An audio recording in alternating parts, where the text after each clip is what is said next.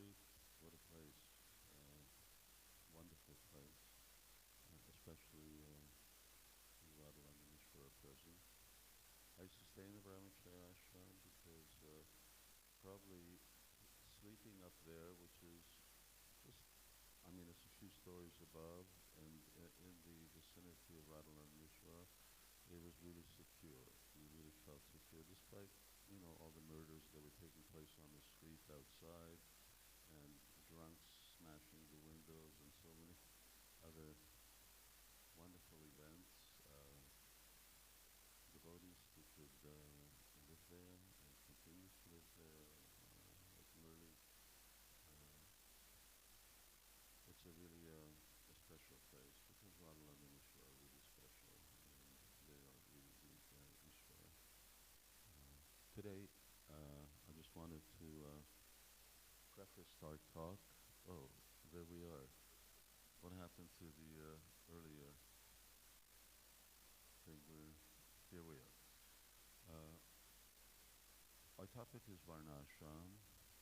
It's something that I felt in the last few decades of my Krishna consciousness to be an important calling, something I connected with when trying to develop the Hungarian yatra, and as I increased my sort of studies of Srila Prabhupada's instructions in this regard, namely the importance, and I'll try to really get that across. Let's see. Oh, we're still there. Can you keep slides on there, or I thought I'm the one who's making the changes.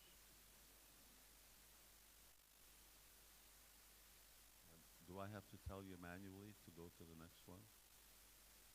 Well, okay. We're going back. Okay, that looks good.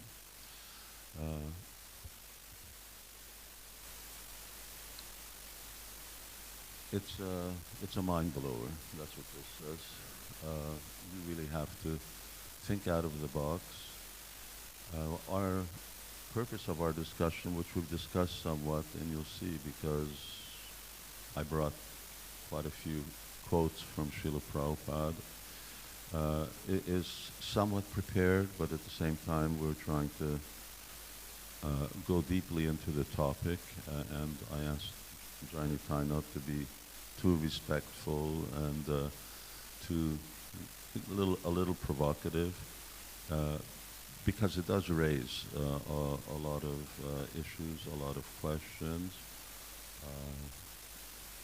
Unless your mind is a blank slate, this is not what you would think about when you think about social engineering in the world today. And everything that we've experienced or we've been taught in our current world, the social structure that Srila Prabhupada and actually our spiritual culture connects with it's extremely revolutionary. Now some people may say that it's backward, but backward people would say things like that. But it's actually extremely forward thinking, and it's actually the absolute truth. But let's move on a little. And I got this thing to press, I got this thing in my hand, I got a swivel over here to read it, and we're paying attention to each other as well. Okay, Johnny Typer, you're on.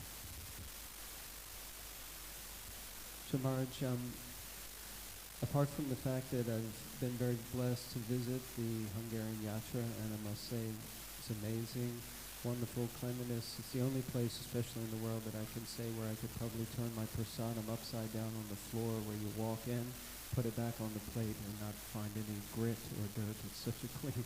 The deity worship is such a high standard, and of course the farm community.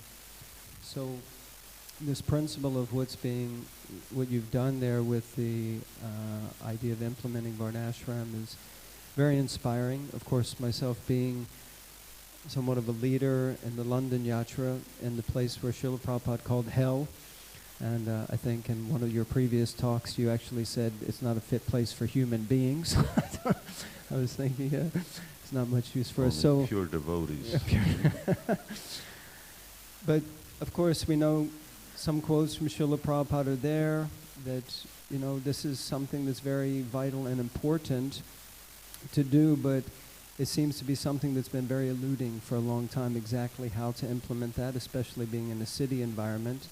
But I think maybe for all the devotees here, as we were discussing, it might be very important for everyone to hear exactly what Srila Prabhupada had to say about the principle of Varnashram and instituting it, and where Varnashram comes from, where it originates from as far as a principle and ideology or social engineering, as you're mentioning. Like everything to do with Krishna consciousness, Varnashram didn't originate. It's eternal.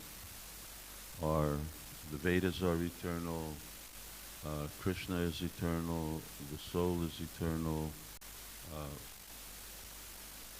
Spiritual knowledge, as we put it into practice, sadhana bhakti, prema bhakti, these are all eternal. And the social structure in which spiritual life is practiced is eternal, and that social structure is called Varnashrama. It's not manufactured, they all fit together. And this is the social structure in which men are meant to live in order to actually be able to advance in spiritual life and ultimately go back home, back to Godhead. This is the social structure that works.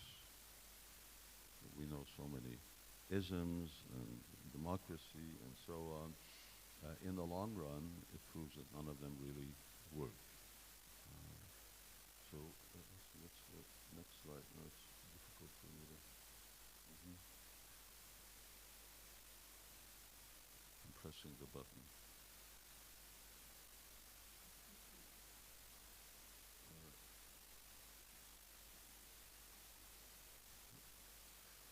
Just in case people are pro-technology.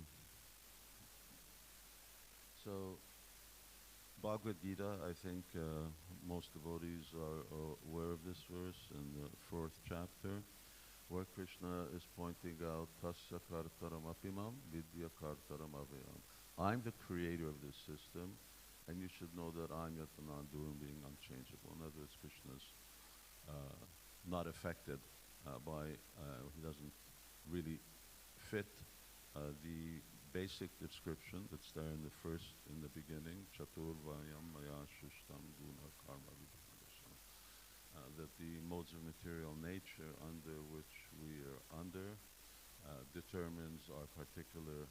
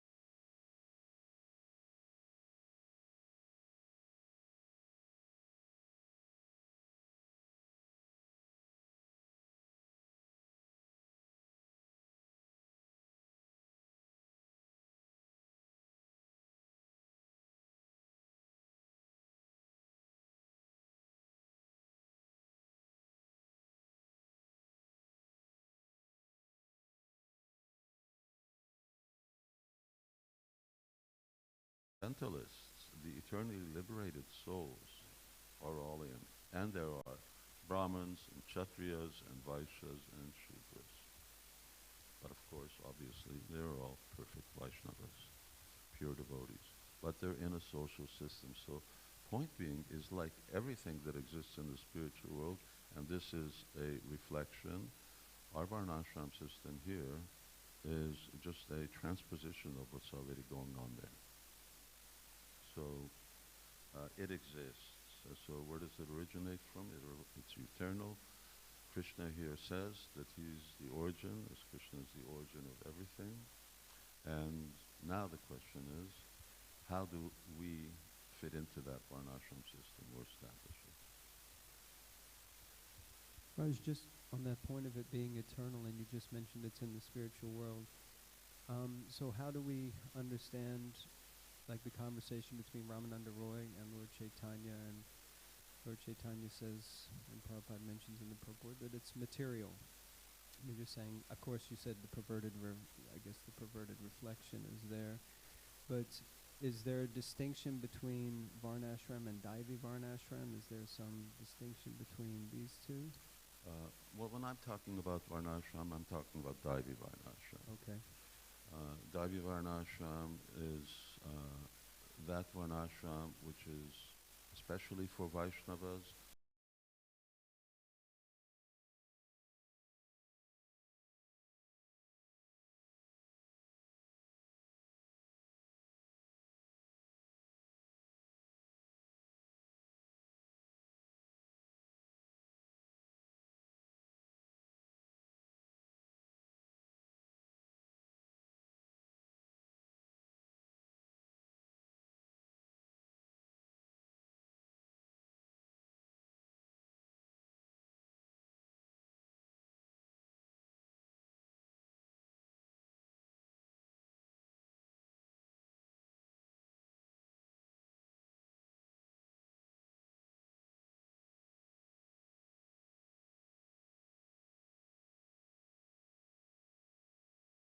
Chaitanya Mahaprabhu is concerned, Lord Chaitanya here is asking, what is sadhana and what is sadhya? So, Varnashram is neither sadhana, neither is it sadhya, and that's why Lord Chaitanya rejects it. Varnashram is the basis for sadhana, and it's certainly not sadhya. It's certainly not perfection. It's certainly not the goal. But Srila Prabhupada in conversations, Bhaktivinoda Thakur in his commentaries makes very clear that Lord Chaitanya isn't rejecting Varnashram as a social system in terms of the question that he asks and in terms of the ultimate goal of life. There, as he was saying, you know, Sarvadharma Parityajya, no, this is external. So it's external to where he was going.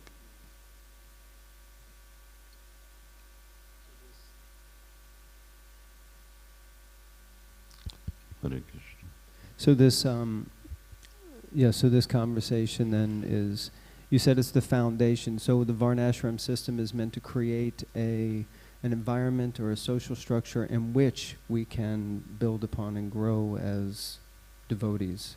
Human beings live in the world, and they're social animals. What is the social structure that favors the ultimate goal of life?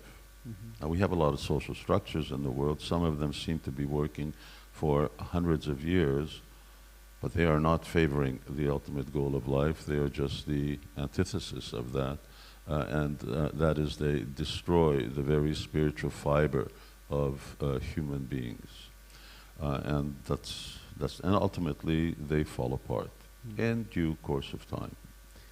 Couldn't we argue that the Varnashram system has also fallen apart, even though it's meant to be an eternal system created by the Supreme Lord Himself, but yet it seems, is it that it's functioning in some sort of order or disorder now, or, even within our society? Everything is the material world is temporary, so even Varnashram here is temporary. Krishna comes in the material world, and that's also a temporary appearance.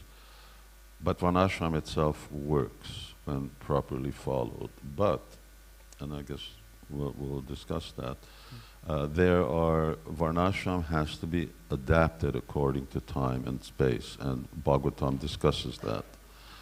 Satya Yuga, there's no Varnashram, but Dwapara Yuga and Treta Yuga there are. The nature of Kali Yuga, and it's Sutta Goswami who points out that you have to make adjustments according to the abilities of people, but basic principles stay the same. Guna, karma, vibhagasaha. Okay. Maybe you have some quotes, Marge, from Srila Prabhupada you wanted to share? Srila Prabhupada, and unlimited quotes. Here's one. For this purpose, there is the Varnashram Dharma composed of 4 Varnas and 4 ashrams.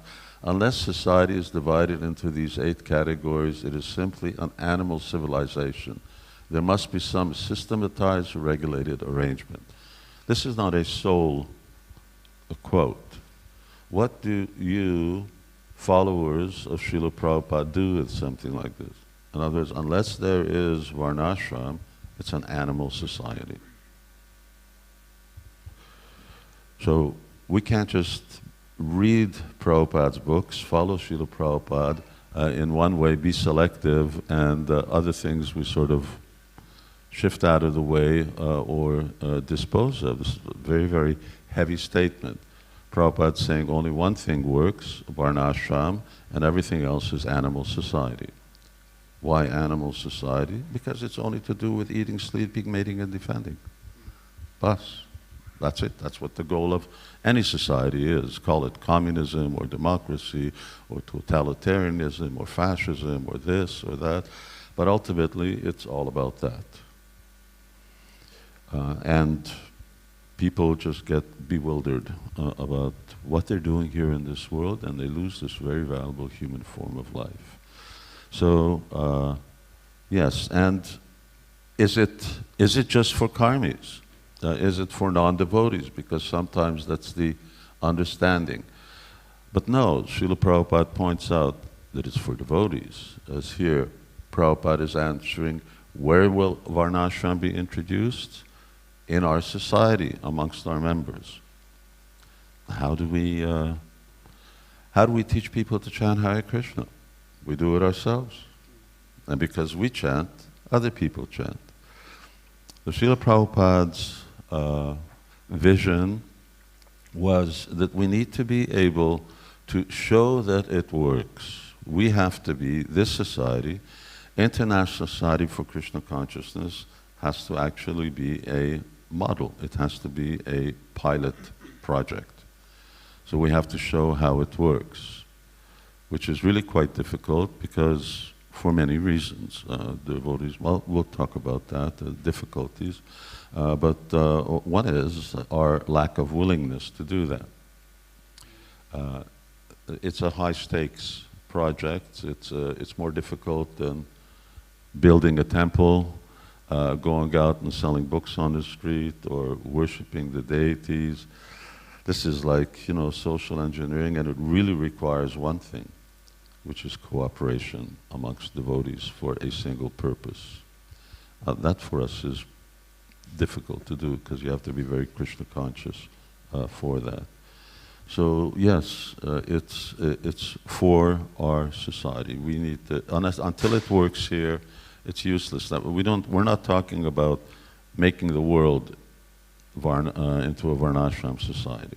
We're talking about making the International Society for Krishna Consciousness. And it's very interesting that Prabhupada chose this word, International Society for Krishna Consciousness. Now, you tell me what our social model is for a society. Do we have a social model? So we're always saying ISKCON, ISKCON, but what's the social model? There's no social model. We're a church. We're a religious organization. So there's so many churches. You've got churches down the street. We're a church. We have centers all around the world. But as far as a social structure, we have no social structure to point at. So the real weak point when either sociologists or cultured people or anyone ask, okay, you talk about, spiritualizing the world, what's your social model? And are you doing it? Maharaj, this is an interesting point, because it seems that initially Srila Prabhupada kind of founded the society on the premise of making everyone Brahmins, or educating us in a way that we become Brahminical. But it seems as time went on, then there was more emphasis put on Varnashram. So is it that Srila Prabhupada kind of changed his mind, or changed his opinion or perspective on this? No. And if I'll come back with that. I just want to show, because very often we talk about Varnashram relating to farms. Mm-hmm. Yeah, Varnashram, we're going to do it somewhere, or in Krishna Valley we do Varnashram, but anywhere we read in our Shastra, Varnashrams everywhere. So Varnashrams in Mathura, Varnashrams in Dwarka. Bhaktivinoda Thakur says Dwarka is the capital of Varnashrama, because all the Varnas and all the ashrams are very prominent there. So it was the whole world. It's everywhere. The benefit of farms is that you have full control in a certain area of what to do. You probably notice that here in Lechmore Heath you don't have full control. It takes us 40 years to have a little control over our own property, what to speak of our next door neighbors. So we don't have full control. But farms are essential because in one sense they help facilitate and really get things moving, and that comes later. And Srila Prabhupada emphasized the importance of this in terms of making statements to his disciples that, I really lament that my mission has not been completed. Oh, Srila Prabhupada, that you haven't finished Srimad Bhagavatam. And Prabhupada didn't say yes. It wasn't that he only got halfway through the Bhagavatam, which is more or less where he stopped. Prabhupada said no. He says 50% of my work is not completed because I have not established Varnashrama. So Abhiram Prabhu, Prabhupada's nurse, you heard this a few times, Brahmananda Maharaj, Brahmananda Prabhu also, and it's repeated, you can hear it, it's on a tape. What do we as Srila Prabhupada's followers do when we're left with a legacy of fulfilling Prabhupada's mission? We're trying to maintain the first 50%, and for instance here, we're really doing a laudable job of that. But what about this other 50? And talking about 50 years have gone by, and what's happened? So it's an important principle. When you're asking about, there is this idea that there's an evolution, that Prabhupada's vision evolved, and that he wasn't so concerned initially with Varnashrama. If you go back to, Srila Prabhupada wrote this treatise on Ramananda Samvad. He had this view of Gita Nagari, and this is going back to 1957. At that time, his name for the International Society for Krishna Consciousness was the Gita Nagari Project, where everything was based on the Bhagavad Gita. And there Srila Prabhupada talks about everyone practicing Varnashram, devotees following the Varnashram system. I would say that Srila Prabhupada's emphasis and urgency for establishing Varnashram certainly increased in the latter years, because we're talking about 12 years. But Prabhupada also had a sequence of things that he needed to institute. So, before establishing the society, he needed to turn animals into human beings, and then try and get them to chant Hare Krishna and follow regulative principles, deity worship, his books, and so on.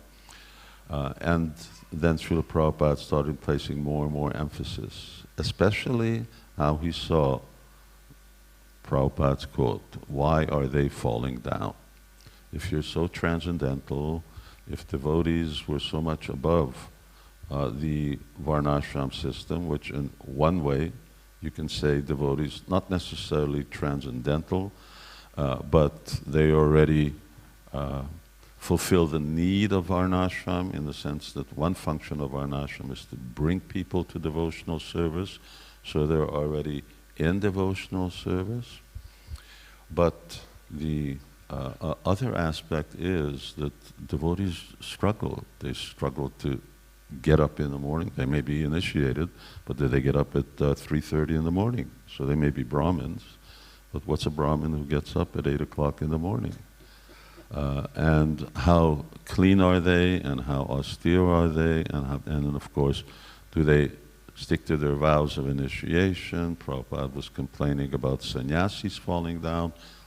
They're meant to be the most advanced, and now they're falling down. So Prabhupada, yes, is very important that the social model be there in order to give a more proper foundation. Is that? Ooh, you took off the numbers from my thing. It's a little harder to see which one's which. Anyway. So it's not that Prabhupada didn't think it was needed at one point and then he thought it was needed, but rather it was always there, and the urgency of it became more and more prominent. It sounds like it was also more of a practical thing. Like you said, he had to make people turn animals to humans and get people first chanting. I guess one of the first things he did was introduce Grihastha ashram, because he had to get people married because they were already freely mixing and mingling and like that. So in one sense, the aspect of introduction to Varnashram was there. But Maharaj, as you mentioned, it's been 50 years and it's 50% of the work, and yes, oh, wonderful. Sorry, go ahead. I'm trying to find out where we are. Yeah.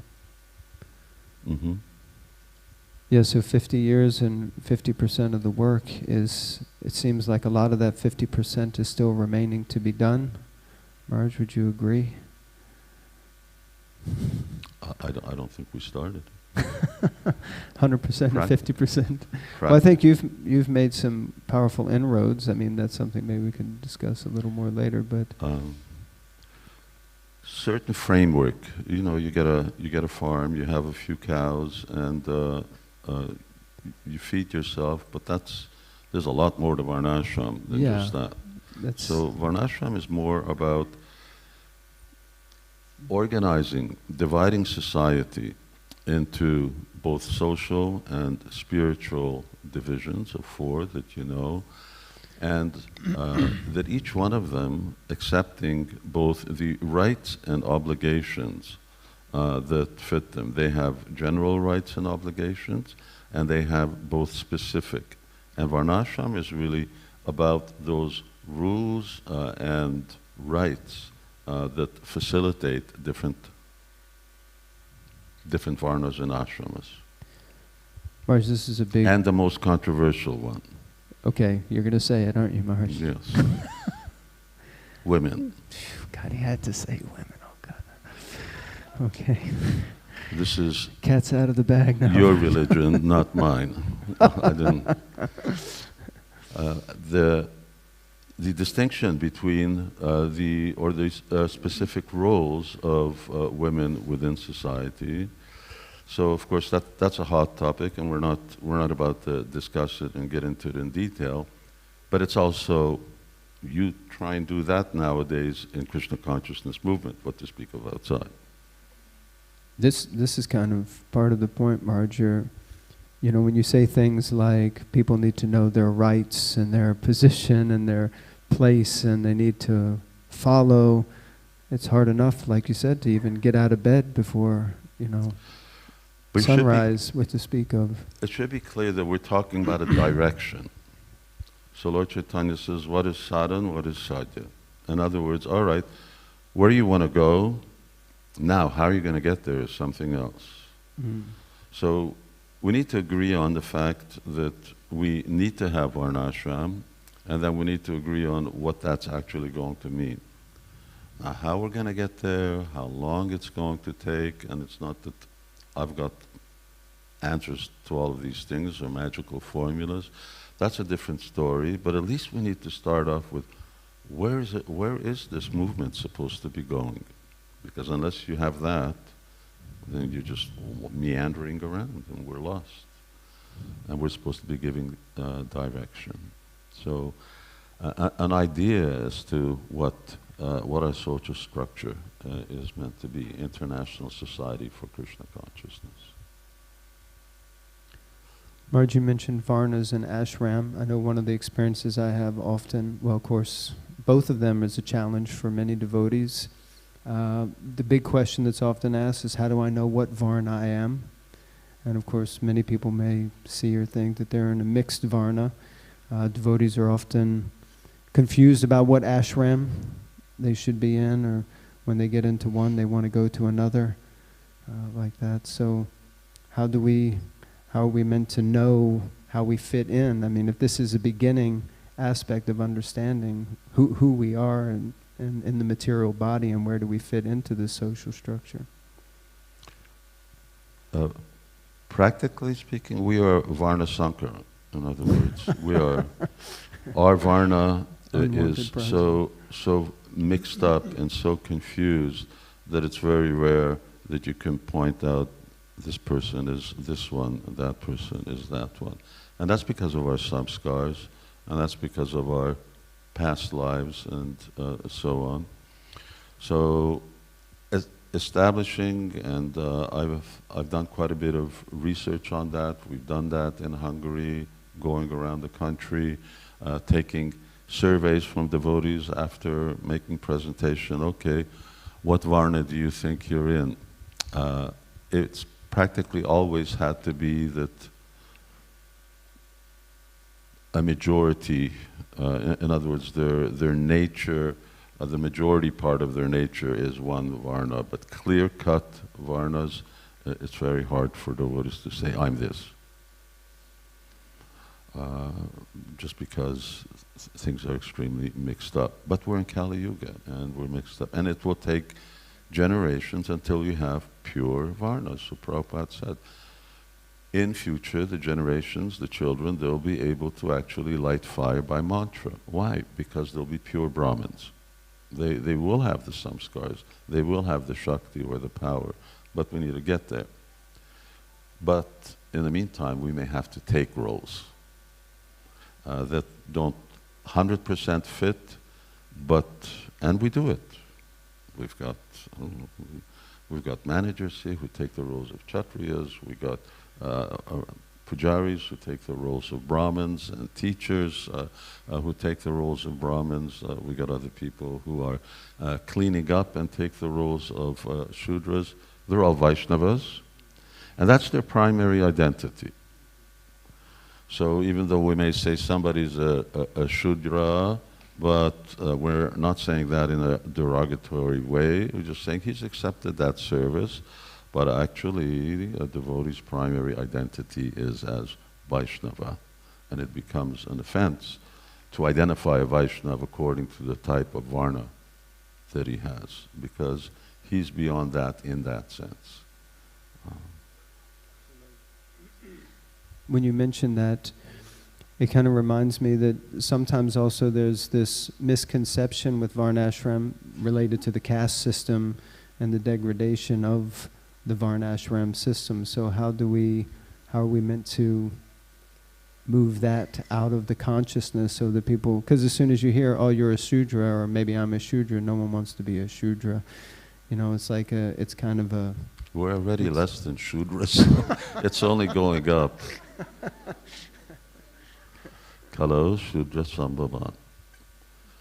Why? And it's not true that they don't want to be Shudra. When I did, I had no problem, and 60% of devotees put up their hand. 60% of devotees identified themselves as Shudras. This is in Hungary.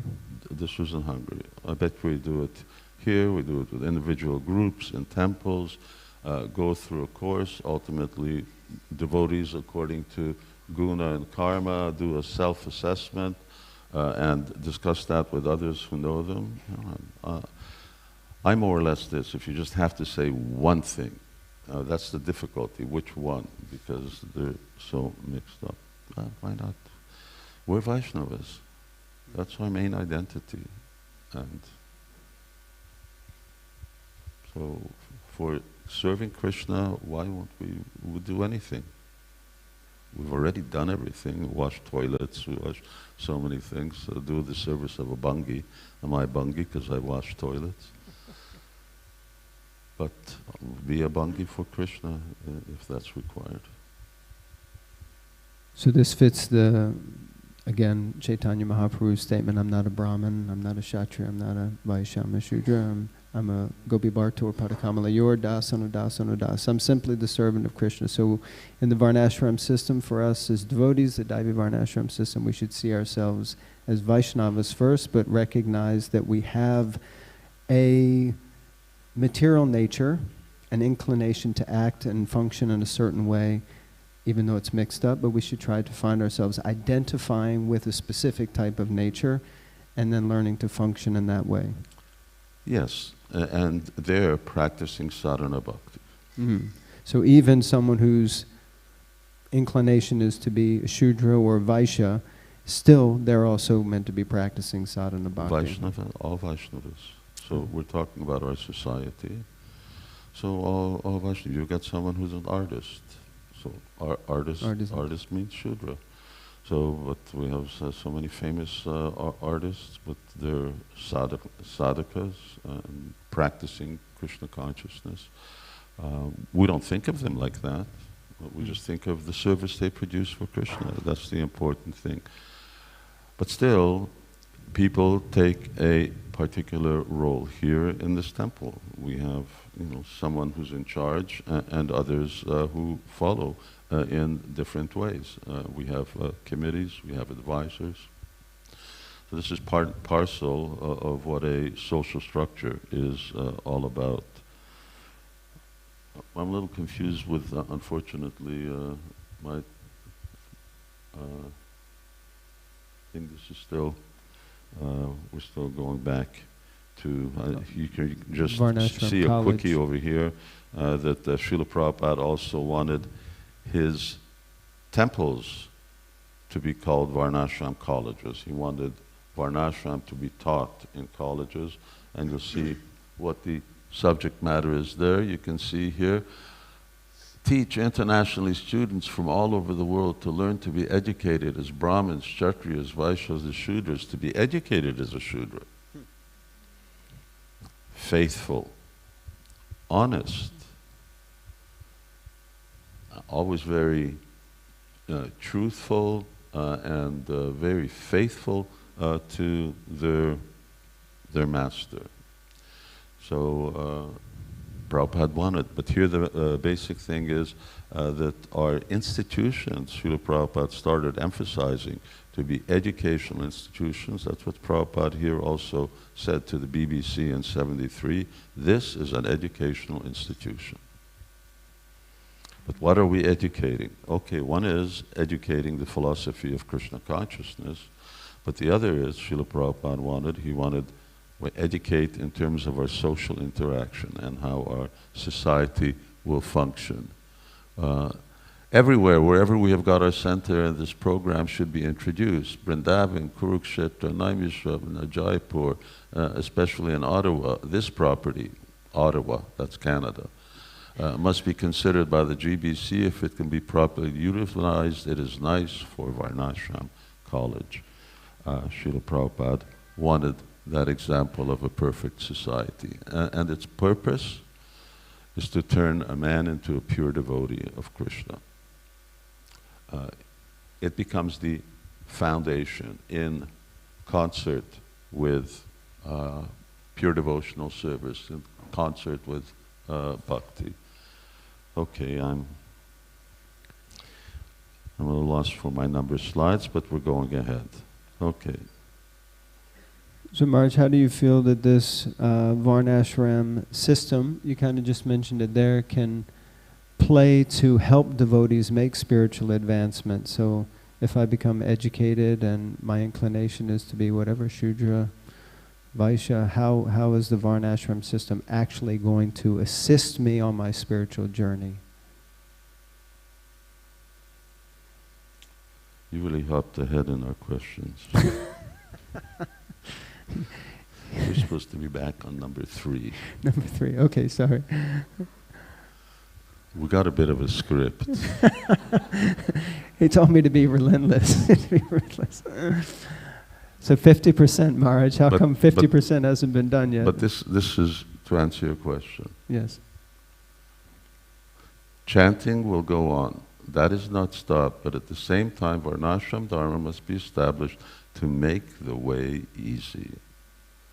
Mm-hmm. We know how the work that we do, the lifestyle that we lead, the environment that we're in, how much it challenges our ability to actually chant Hare Krishna 9 times out of 10 or 99 times out of 100. The question about chanting is, how do I have a controlled mind? Because so what's the best environment for having a controlled mind? An environment that doesn't agitate your mind, and the lifestyle. So accepting and embracing that type of lifestyle, Srila Prabhupada's to make chanting easy. And this refers to the question that you just asked. I'm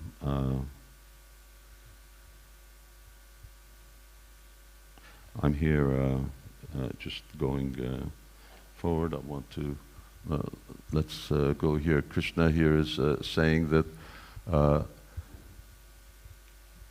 in terms of Varnashram relating to devotees, taking full shelter in me with mind carefully fixed in devotional service of the Lord, spoken.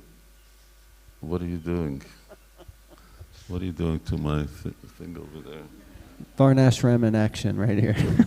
Oh boy. Whatever it is, without personal desire and practice, the social and occupational system called Varnashram. In other words, Srila Prabhupada, Krishna here is pointing out, and you find quite a lot of this in the 11th canto discussion on Varnashram, that Krishna gives Varnashram as the need of the day for pure devotees and for the means for attaining perfection. They're wedded together and they're not separated. This is the need for the practicing devotees. All right, let's continue on with your questions. Let's find this little video. Do we have that video somewhere? Ooh, now we're already at the end. How do we turn this on? I think it's coming now. This is, wait, before you turn it on. This is a Vishaka Devidasi, I guess you were there, taking Yadu Varparu. This is from the final lesson video, Srila Prabhupada's last days. And this is, you can see, October 21st. So this is 3 weeks before Srila Prabhupada's departure. And Srila Prabhupada is translating and commenting. And you can see its relevance. In his last days, Prabhupada is talking about Varnashrama in the 10th canto of Srimad Bhagavatam, of all places. Here now we're talking about Krishna's pastimes. And Srila Prabhupada is talking about the need for a social structure which facilitates devotees to rise to the mode of goodness. Anyway, let's listen to His Divine Grace. This is a few pages. Yeah, and if you dim those lights, especially the ones here, great. Now you can start.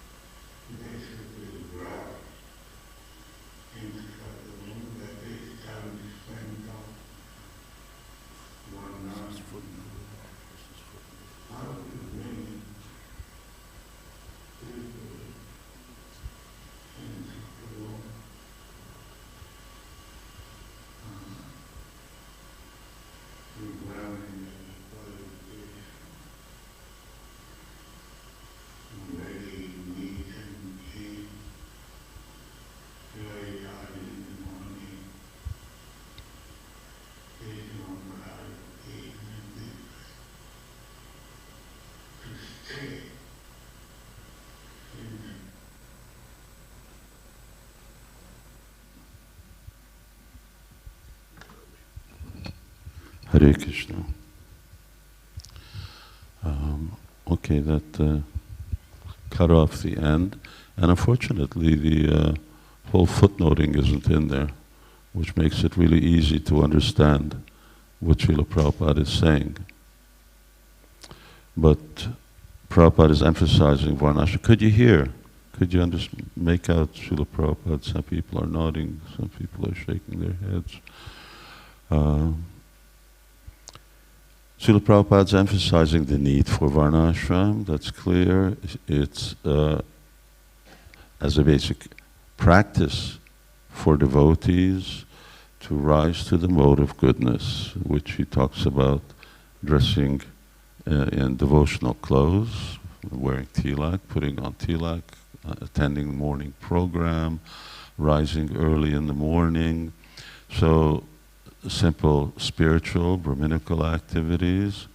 At the same time, he keeps repeating this need for insulating devotees from the influence of that type of external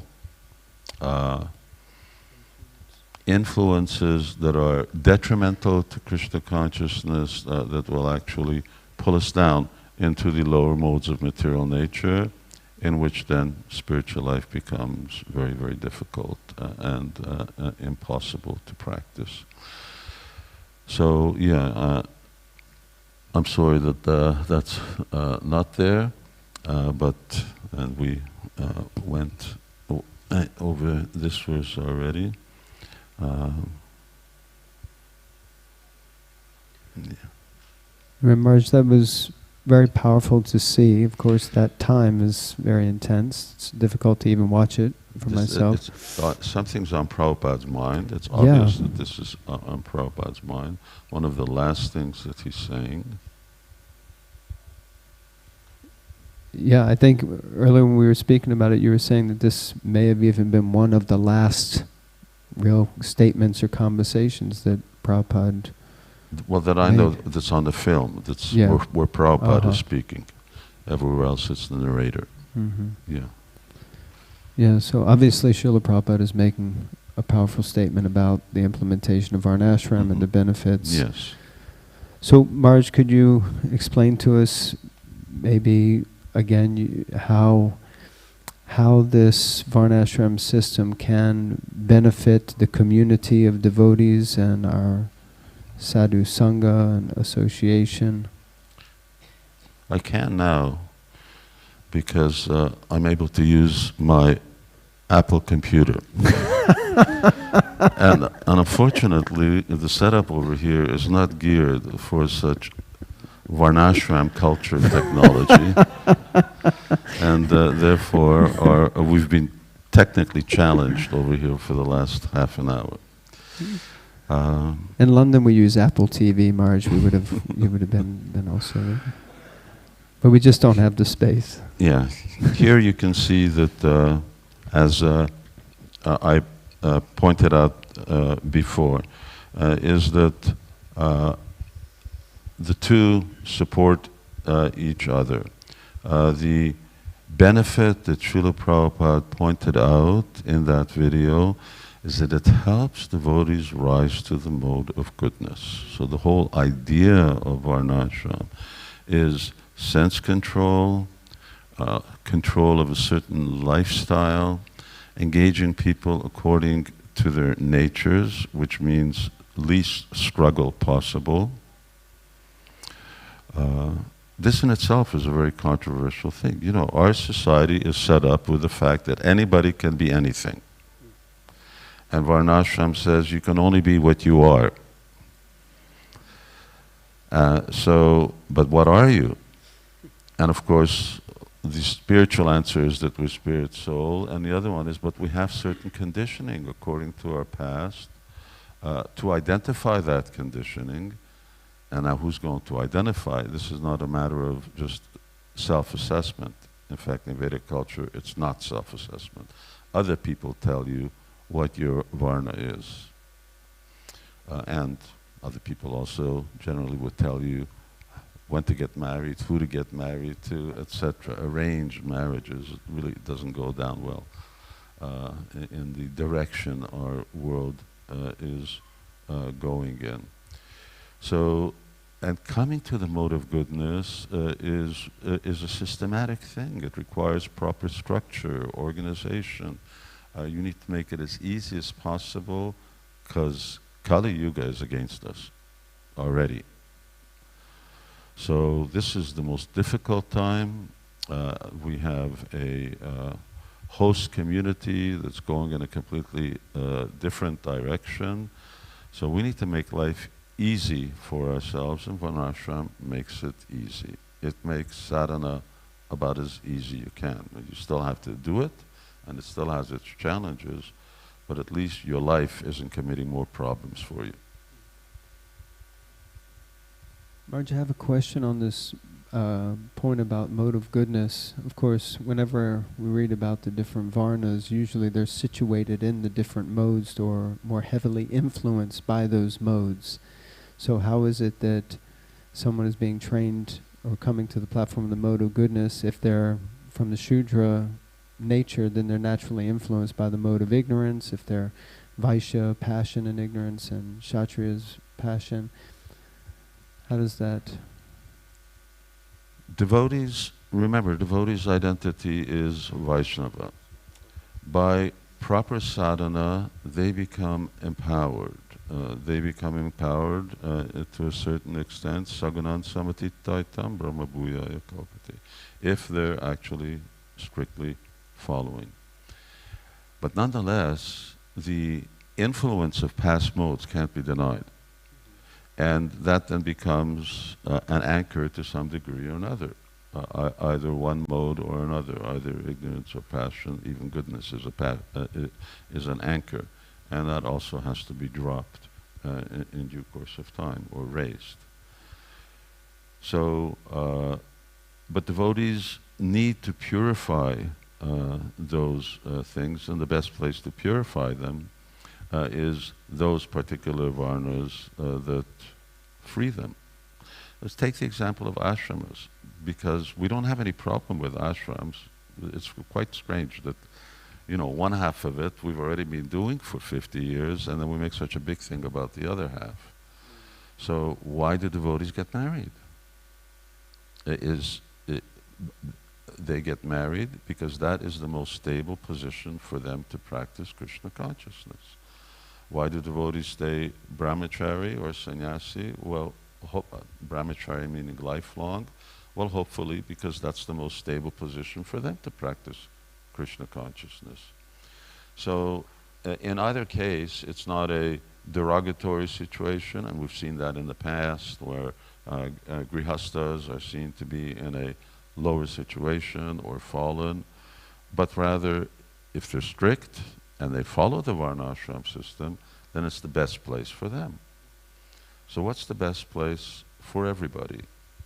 And then you will find devotees who just accept certain services which are not necessarily their nature, but they do it because utility is the principle. And we've had a lot of that in ISKCON, where devotees just do things because they need to be done in order to establish our Krishna consciousness movement. The idea is that as the society spreads, you've got enough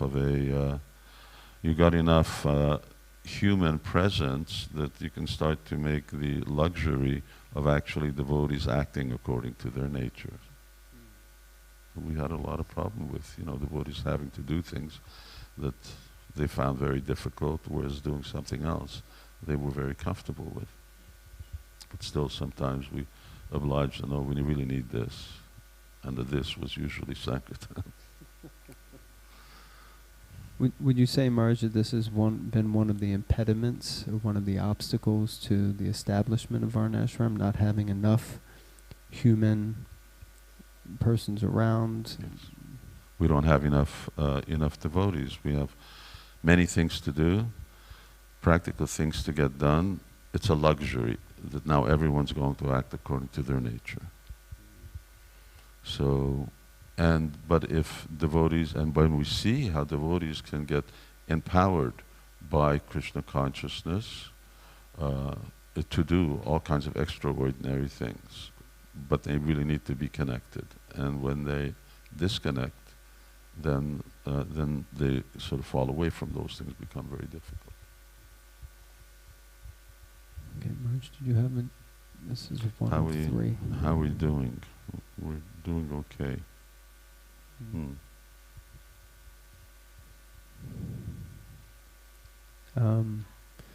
Yeah, I guess I'm still, you mentioned question 3 earlier, and still kind of stuck on that because 50% of the job isn't done. And although I'm a definite believer in Srila Prabhupada, I would like to consider that I'm a follower of Srila Prabhupada and want to fulfill his mission, but I'm really curious, how exactly am I meant to go forward and make something practical happen with this Varnashram implementation, Maharaj? We have to start with ourselves. At least we, as individuals, have control over how we live. We need to see how, are we living in a very dharmic way? And are we doing our best in order to fulfill this need that Srila Prabhupada really painted? Individuals themselves are not going to make up a society. But at least, Krishna talks about the qualities of the mode of goodness, how to rise to the mode of goodness by cultivating things that are in the mode of goodness. These are things that we can do ourselves as sort of members, as individual units in the whole picture. But over and beyond that, it's really a leadership issue that I know the GBC sort of at least started to discuss or propose. There has to be the Sadhya. How we're going to get there, that will take time, and it's going to take a lot of agreement, because ultimately you need to have, if we're an international society, then we should have ideally one Varnashram form. But if not, then at least in a country you have or countries have similar understandings of Varnashram actually means. Now, for instance, in Hungary, we're moving forward. Where did you have that book? Yeah, right So here. we're writing books. I wrote this one. I stopped writing the second one.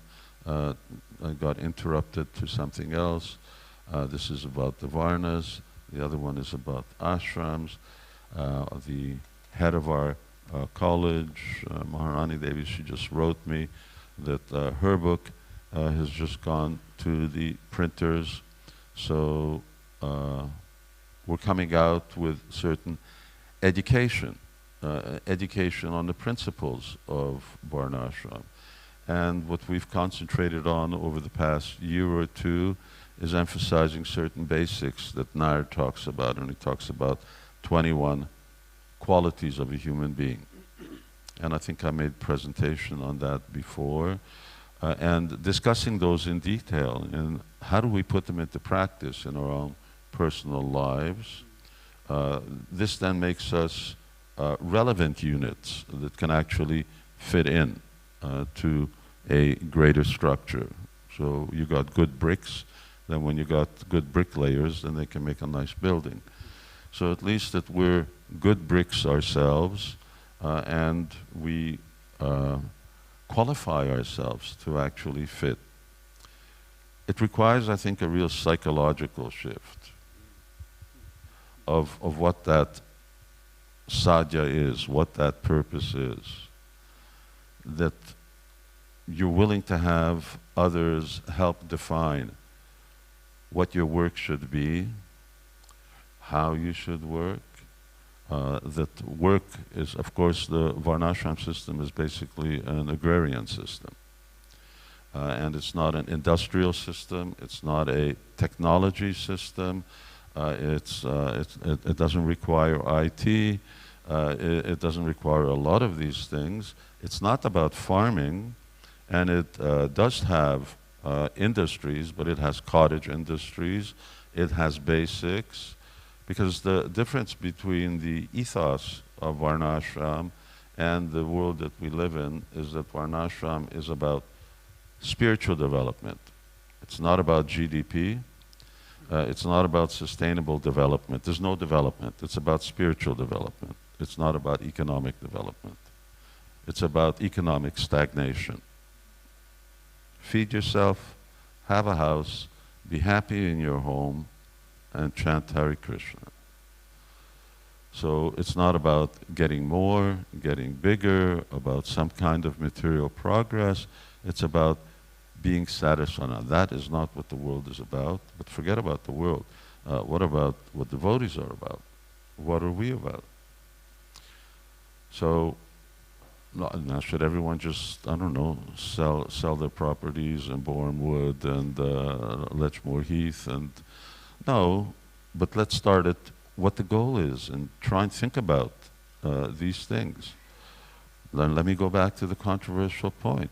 In Varnashram, the role of women, for most part, there are queens who are really extremely dominant in their roles. For the most part, is that of mothers, housewives, etc. That really doesn't go down well in the world today, and it's not what we do. I wouldn't suggest that that happened tomorrow, because our Krishna conscious movement would collapse. That's not how Prabhupada built up ISKCON, and that's not how ISKCON functions at the present. I certainly don't have that in Hungary. So it's 50-50 in terms of service responsibility and in terms of performance. But where are we going? So once again, all right, what the goal is, where are we supposed to go? And that's another goal of actually where we want to go. So these things are things that devotees need to think about, talk about, and embrace, because unless we're agreed on where we're going, then we're just going to talk about Varnashram for the next 10,000 years. Meanwhile, it's likely the system around us is going to break down, and we're going to wish we had done something to establish a social structure within our movement, because the structure that's outside, certainly, as we were just discussing before, right now, if you run out of gas, you're not in a good place right now, and all these kind of different things that are happening in society because the social structure isn't functioning. So it probably behooves us to get started somehow. Although I must say, Mars, some of the things you said, I do have questions back. Just one of the things you mentioned was we need agreement, and we seem to be in short supply of agreement on just about any topic in our own society, what to speak of in the world around us. Therefore, Prabhupada said, cooperate. Your love for me will be shown by how you cooperate. Very, very difficult. Yeah, it's very difficult. Yeah. How do we cooperate when we have different angles of vision and perspectives on things? And it certainly starts by communication.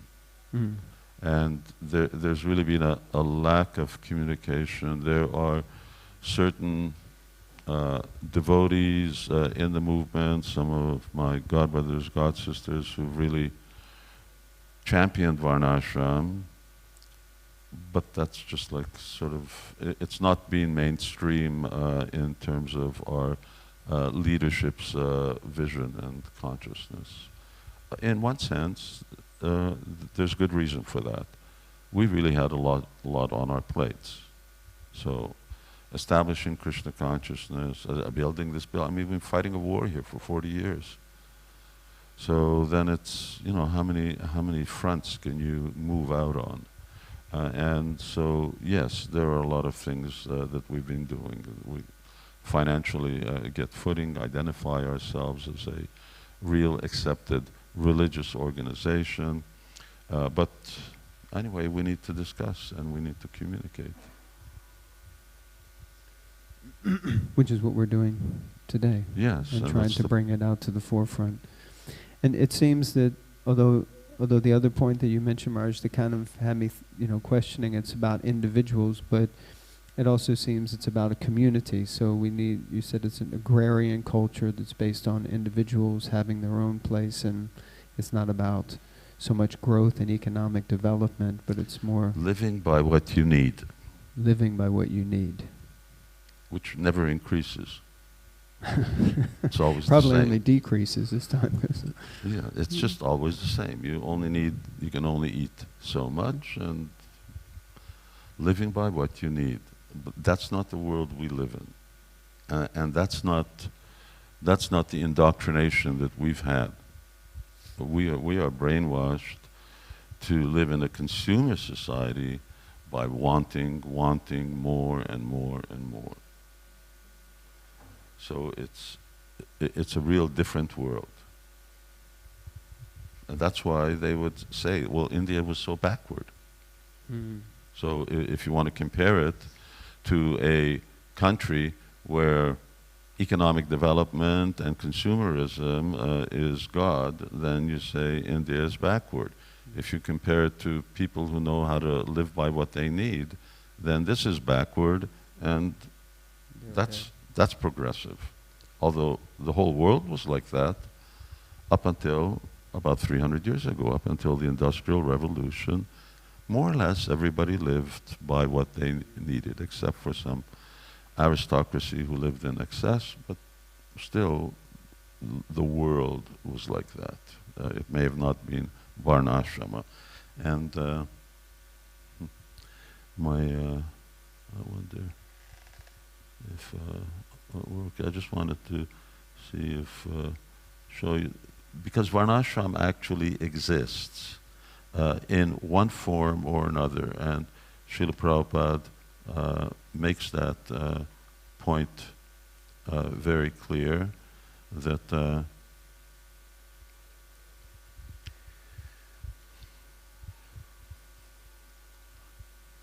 course I can't see the numbers at the bottom, but here it is, perfect. So everywhere you'll find this division. It's natural. One class of men very intelligent, one class of men very strong, good brain for management, administration, one class of men fit for tilling the ground, field, producing food, taking care of cows, and the balanced Shudra, that's all. So in a society, this division should be there. Srila Prabhupada here is saying that it's already there. In other words, you can't change it because it's ingrained in human beings. You may call it some other social structure, but there's always an intellectual class, there's always leaders, there's always those people who make money and who feed others, and then there's those who serve the purposes of these other orders. It's disorganized, it doesn't have the same name, they don't follow any particular codes of conduct, but Tasya Kartaram, Krishna says, this is how I created it, you can't erase it. It's there. One way or another, Varnashram is always there, but of course, this is not progressive. This goes nowhere, Varnashram. So it's not a systematic division, and it's not based on Shastra. But it's the intrinsic nature of the modes of material nature, how people are then directed to live and conduct themselves in the world.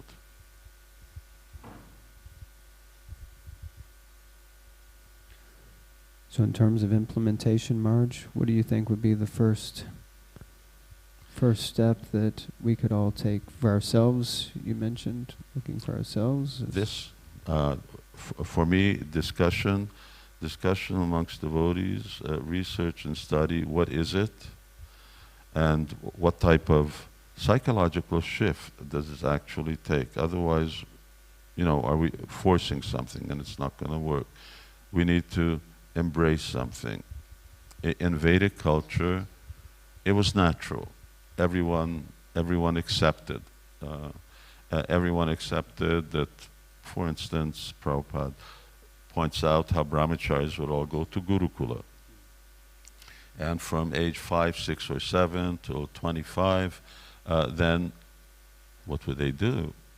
They would study, and these are the Vaishyas, Kshatriyas, and Shudras. Vaishyas, Kshatriyas, and Brahmanas. So they would all study Shastra. They would cultivate human qualities. They would learn what it means to be a good person, how to elevate themselves. And side by side, they would learn a particular trade. What does your father do? Oh, my father is a Brahmin. And we'll see if you have Brahminical qualities. If so, then he also becomes trained in deity worship, sacrifice, teaching Shastra, Dovedi, Chovedi, Chaturvedi. Or someone else, what does your father do? Oh, my father is a carpenter. Okay, you be a carpenter, and you learn the trade, and side by side with that. But the most important thing was spiritual elevation. And this is what Srila Prabhupada also wanted. So this was automatically accepted. Everyone just fit into the society. There was no people voting. Now that's another thing. No democracy.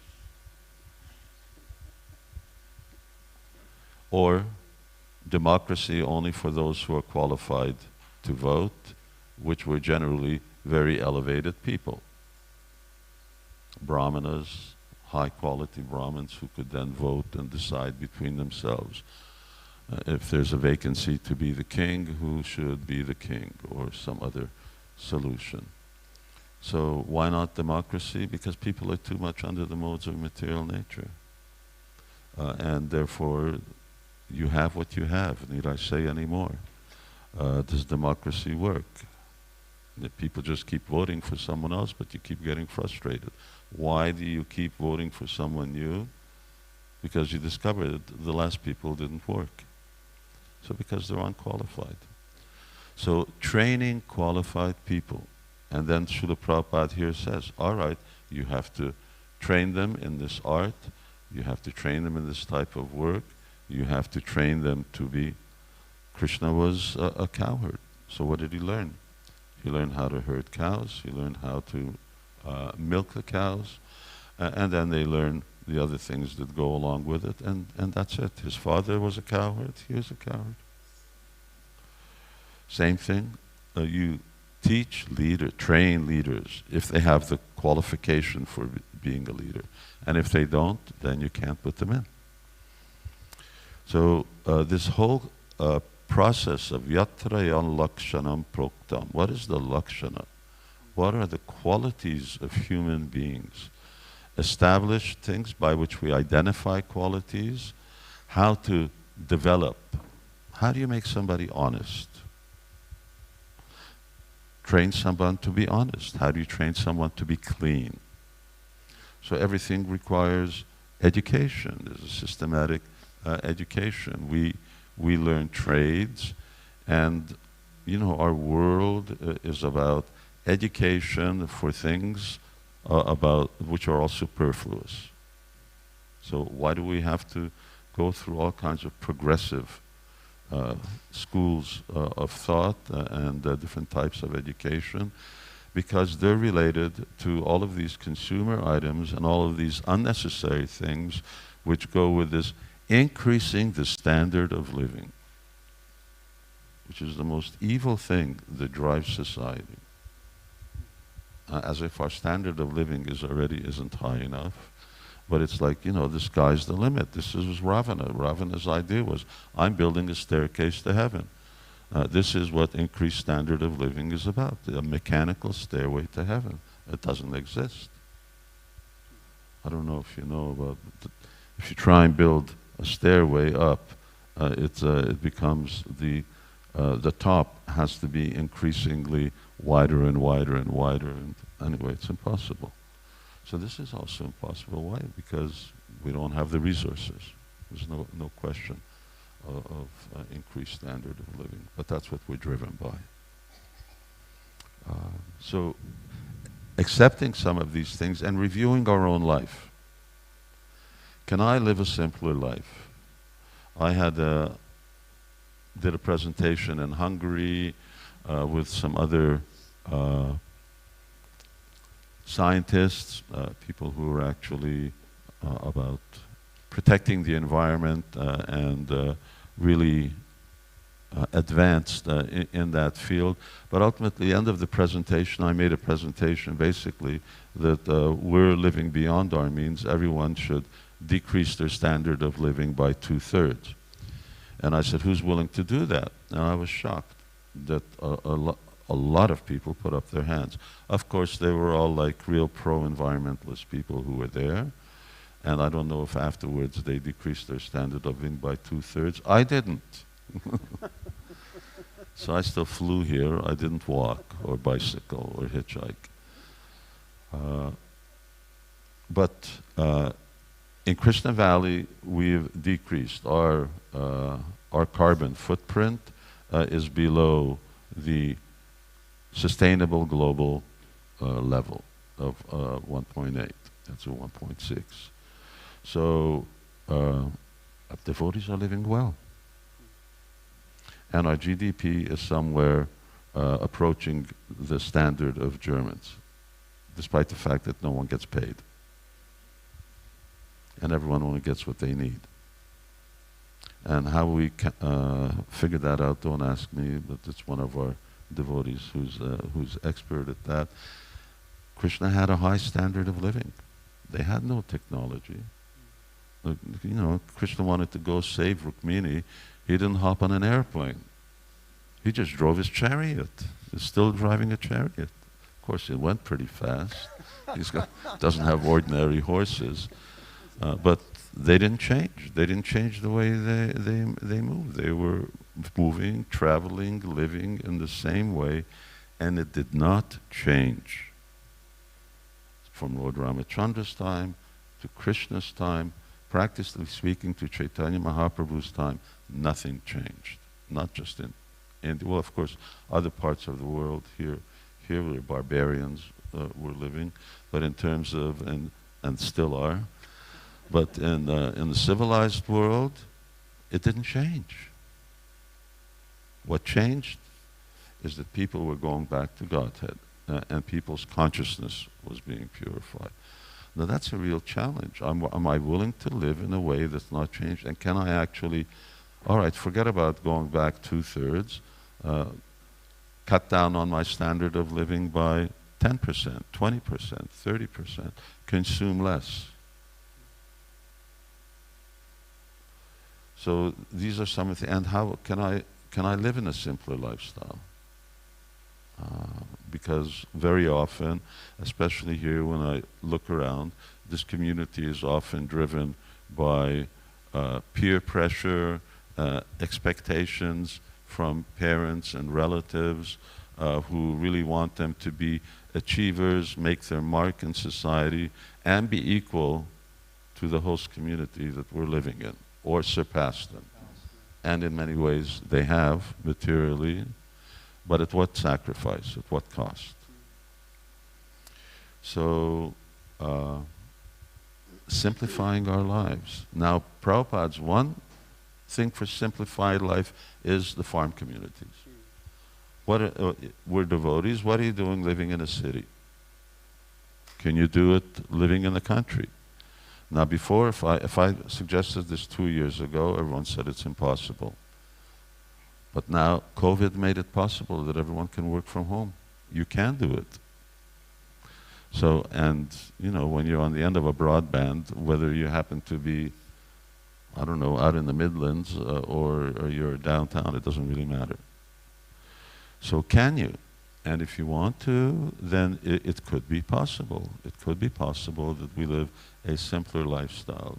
Because when you come to nature, life does become simple. That's why Srila Prabhupada emphasized this so much, these farms.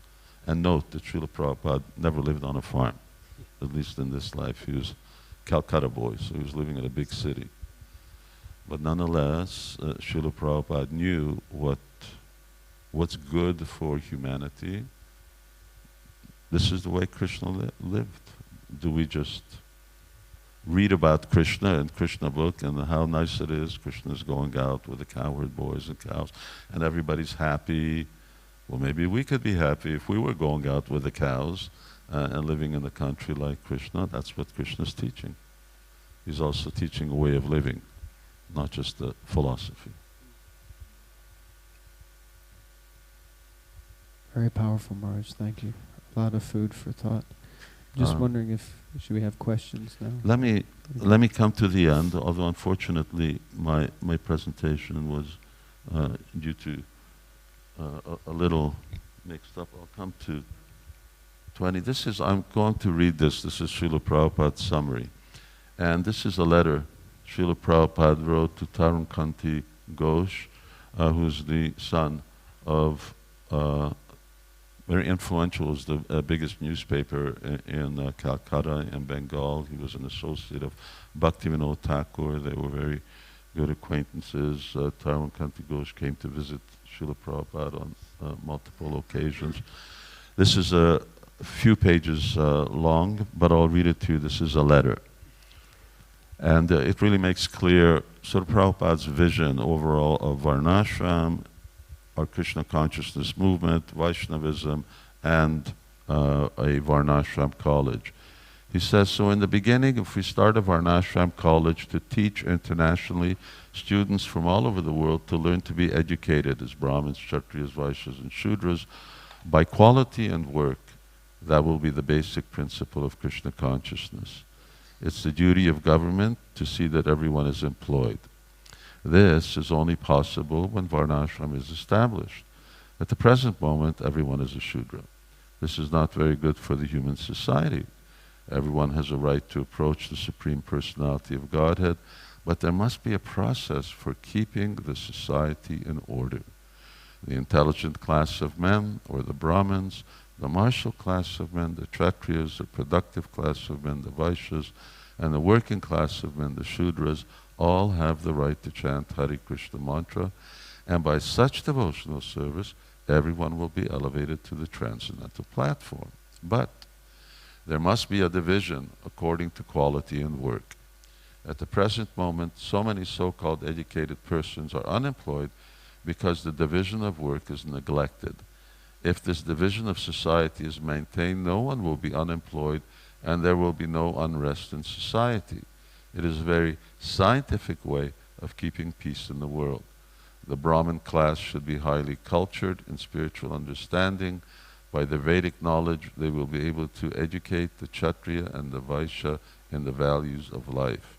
It is the government's duty that according to the divisions of human society, everyone should be engaged in responsible duties. On the whole, at the present moment, there is not guidance from the authorized intellectual class. Therefore, everyone is in darkness.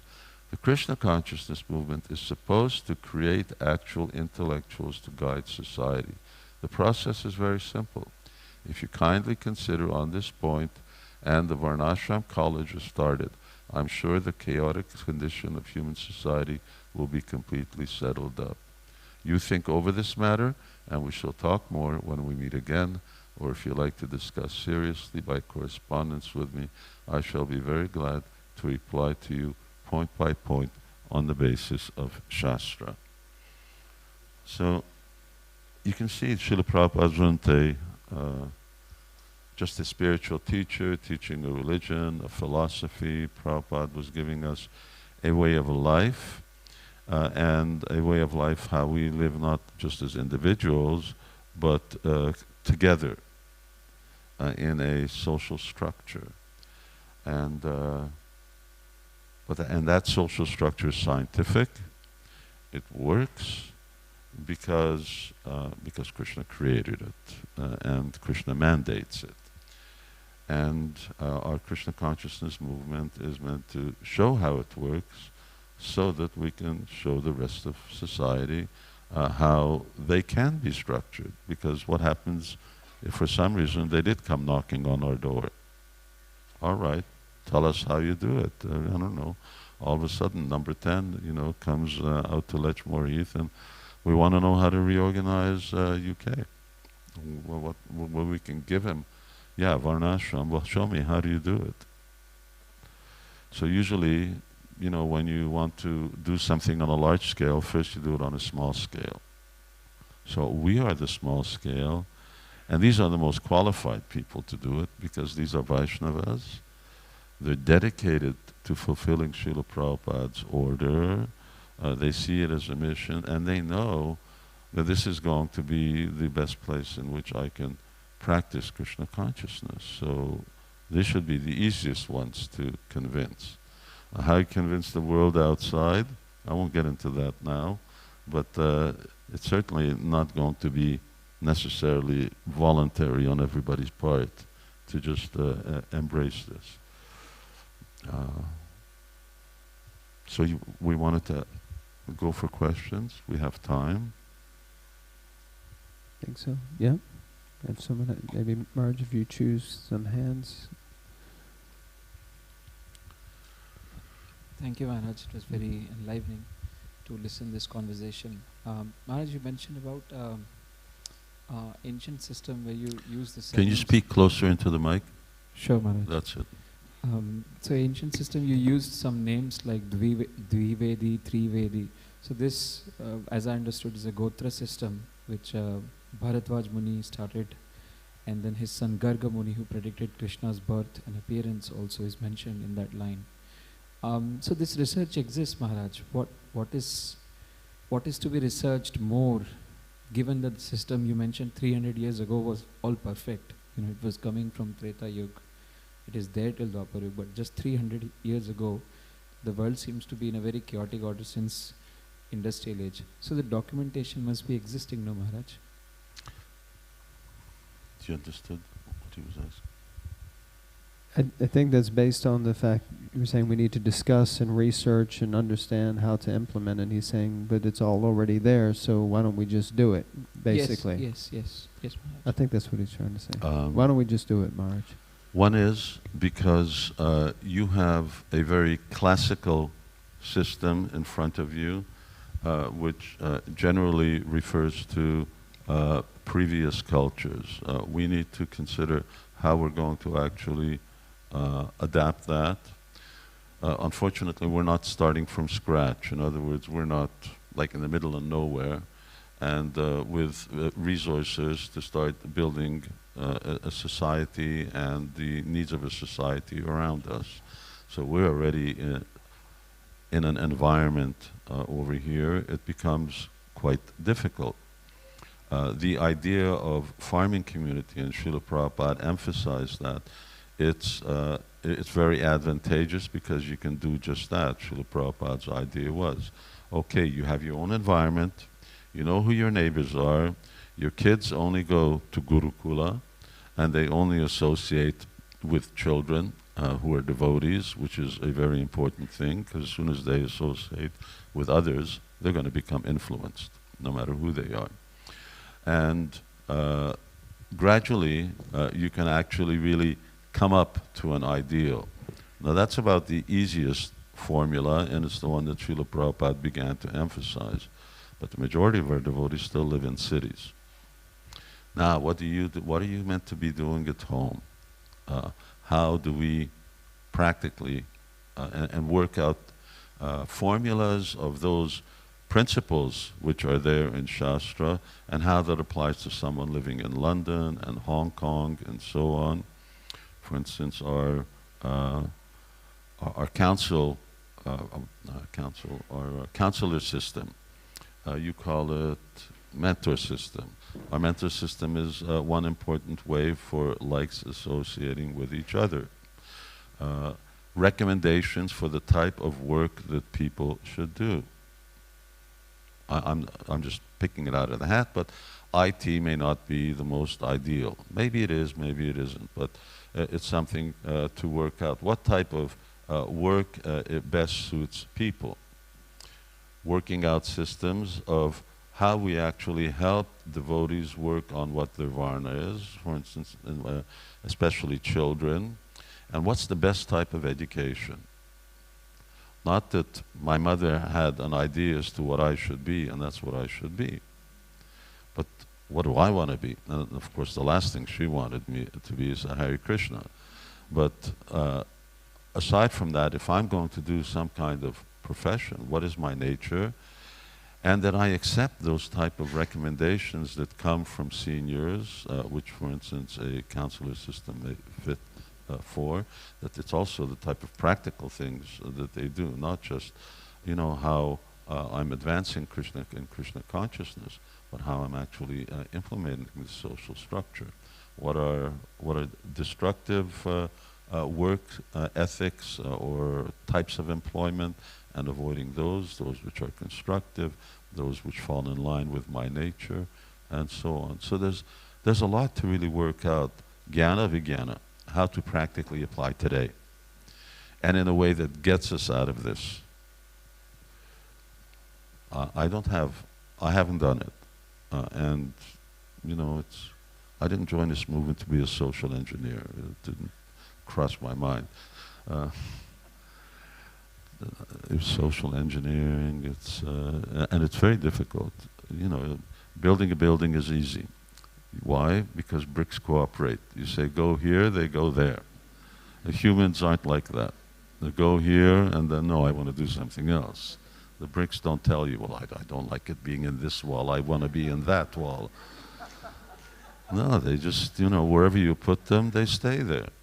So that's how you got this building. Similarly, if we really want to build society, and of course the example Prabhupada gave always was not a building but a body. So, you're a foot. I don't want to be a foot, I want to be an ear. But you can't hear. So why don't you just stay down there? So, and the body needs everything. Nothing's dispensable. Everyone's equally important, and that's how we become whole. That's how we become a whole structure. And of course, for Vaishnavas, then it becomes even more essential. For the outside world, it would be to get them to become devotees, and for devotees, it's to get them to actually come to perfection.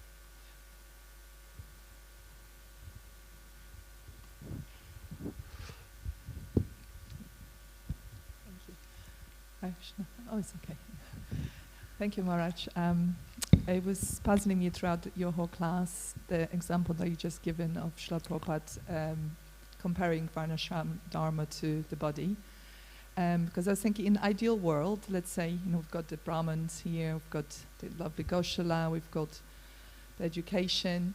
everyone thinks we're the most important, every department, naturally, because they kind of worry about their service. But for the body to work, we need to kind of be the whole.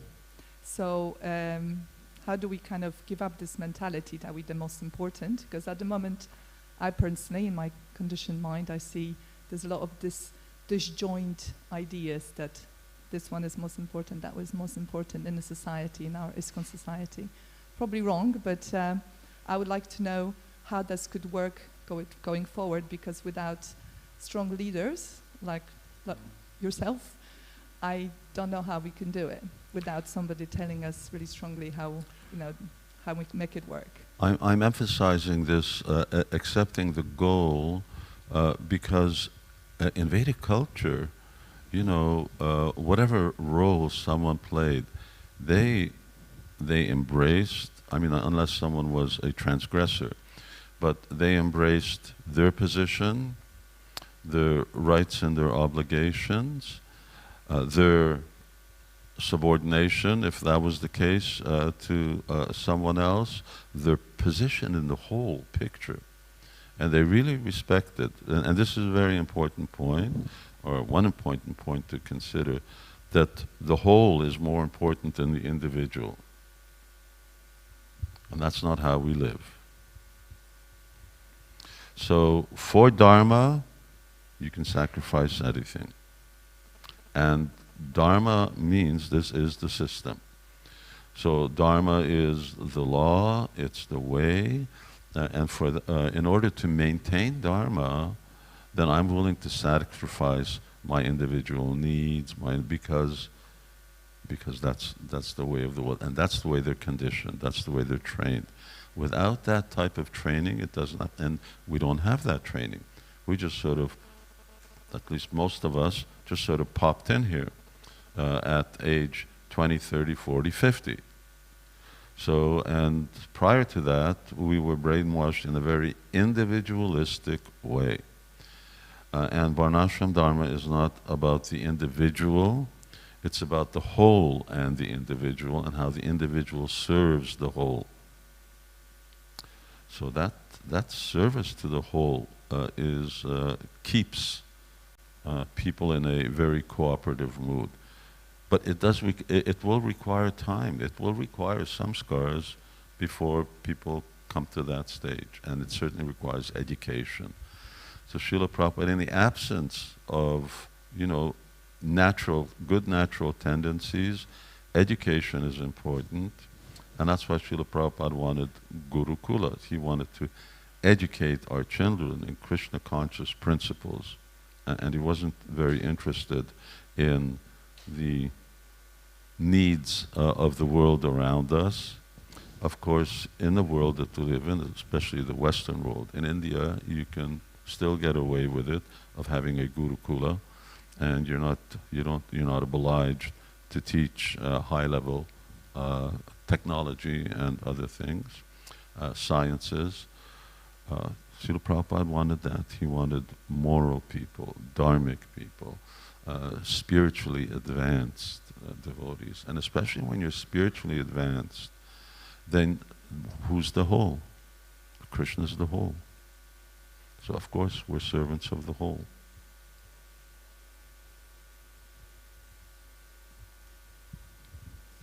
Hare Krishna Maharaj, thank you for addressing this important topic. My question is related to this concept of living by what we need, and the modern culture of success means earning money. So many devotees, or just people in general, one of the reasons they've not chosen the correct varna, even if they know what it is because that correct varna doesn't give them material success. And so they then come into Krishna consciousness, they're being mentored, and they find that, but they're at an age where it's difficult to change their varna. And sometimes we make recommendations that they just step sideways within their particular profession to fit their varna. And that will take some time to tweak and figure out. It seems to me that the easier place to start is with children. And yes. So my question has two parts. One is, where and how do we address this with our children? And the second part to the question is, I have a concern that even if we address it, and our children are raised understanding what their Varna is, it's very natural, but we don't within our society have enough opportunity for them to serve within their Varna. Yes. So getting going and kickstarting is very difficult. And as I mentioned before, our lack of resources and manpower, our size is very limited. For instance, in Krishna Valley, our Varnashram self-sufficiency, we figured starts at 2,000 residents. And we're less than 1/10 of that right now. So until you get to a certain number, how does someone become a tailor in a village and live by being a tailor? You can't just be a tailor just with 100 kurtas a year. You don't make a living out of that. So there's got to be enough need. There's got to be enough demand of your produce, whatever it is that you're producing, in order for a person to even have a simple lifestyle, because other people are doing so many other things. So yes, it's problematic, but we need to start. And once again, we had at one point a sort of a rural community. It wasn't starting off as a farming community, but it was going in that direction, and that's what this yatra very sorely needs. And to be able to invest in that and build a rural community where our youth can actually see a future. But it's going to be difficult. It's going to be difficult until we're big enough, and especially until that's big enough. So according to the nature that you've got, Brahmins should be relatively easy. They don't have much need, much demand. Good leadership. We certainly need good leadership. How people are going to actually feed the society is something else.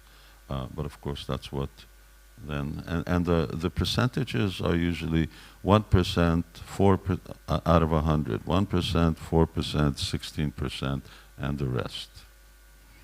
So more or less, that's how society falls into the percentage of Brahmin, Kshatriya, Vaishya, Shudra, which means that we need to be able to supply to that percentage as well, and we need to be able to provide employment to that degree.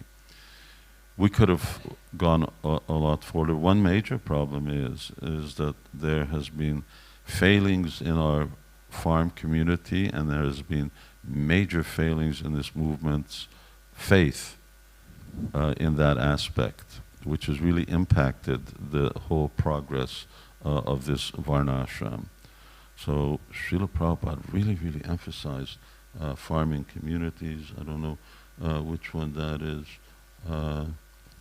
It's back here, and just number 6. If you just go back to number 6, there it is. Here it is, up there. It's already on there. On these farms, we can demonstrate the full Varnashram system. If these farms become successful, then the whole world will be enveloped by Krishna consciousness. So Srila Prabhupada really envisaged that we need to emphasize. We had good, large models. At its peak, for instance, New Vrindavan was 800 strong, which is a lot of devotees. And they were doing all kinds of things, from making jewelry to the deities, to building a temple, cutting marble. There are hundreds of cows in their herd. It was growing.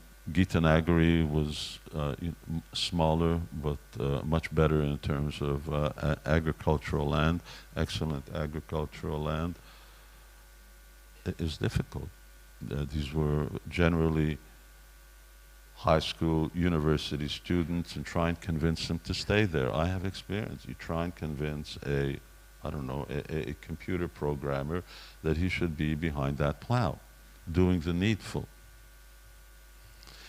And very often people are thinking, why am I digging in this garden for potatoes? In one day of working, I could buy 100 tons of potatoes. And so that in itself, the momentum and emphasis that Srila Prabhupada gave, that got lost. And the growth of farming communities, which could have been theoretically, just like we had a place which had the biggest walled garden in the UK. A 10-acre walled garden that was 3 meters high. That they used to grow papayas on, not papayas, they used to grow pineapples and all kinds of oranges and exotic fruit because it had a whole heated wall in it, and that was hundreds of years ago.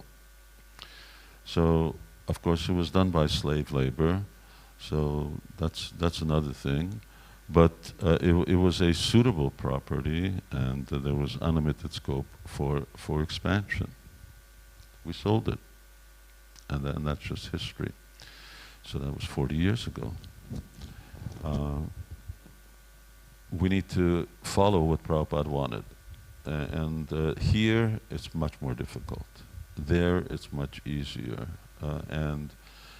And bit by bit, some children won't be able to fit in because we won't be able to offer enough, but some will. And the ones who do fit in will be able to expand it. And others will also then fit in, and that way it will gradually grow. We just can't, we don't have a formula that was going to solve all problems and satisfy everyone. It's going to be just gradual growth, but we just got to grow. Yeah, it's a very relevant issue. I see that in New Vrajadam, we've got children who are now hitting teens and then post-teens. For the most part, right now, the majority are satisfied in staying. Let's see if they stay, and they're finding occupations. Some will not be, especially some of the younger ones. It's obvious from their natures. But you can only provide what you have, and you grow organically, and hopefully at a certain stage will become more able to actually offer everyone. When you're a state, we're not a state. It's a real problem.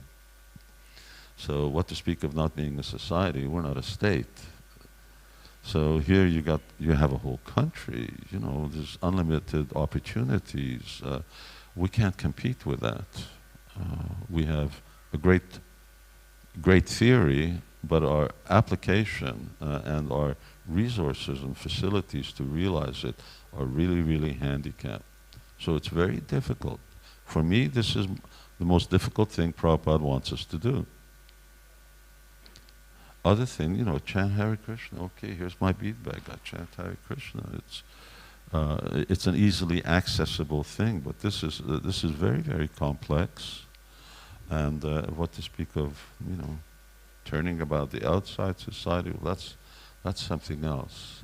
But just ourselves. Anything you want to add, Jonathan?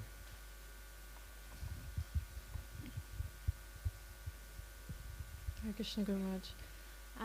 I just wondered if you could perhaps elaborate on a monarchy or one single person that's able to direct a society, and how that would work in our movement, if that was important. Just say that again. I was wondering if you could elaborate on the monarchy, or monarchy. Or if there's a need for one single person to direct a society, and how would that work in our movement if that was important? One or many, but they have to be qualified. And you do not have qualified people leading the world. So, just Google, well, not Google, but go on Folio and search Srila Prabhupada. I mean, he just goes to town on this whole thing of unqualified leaders.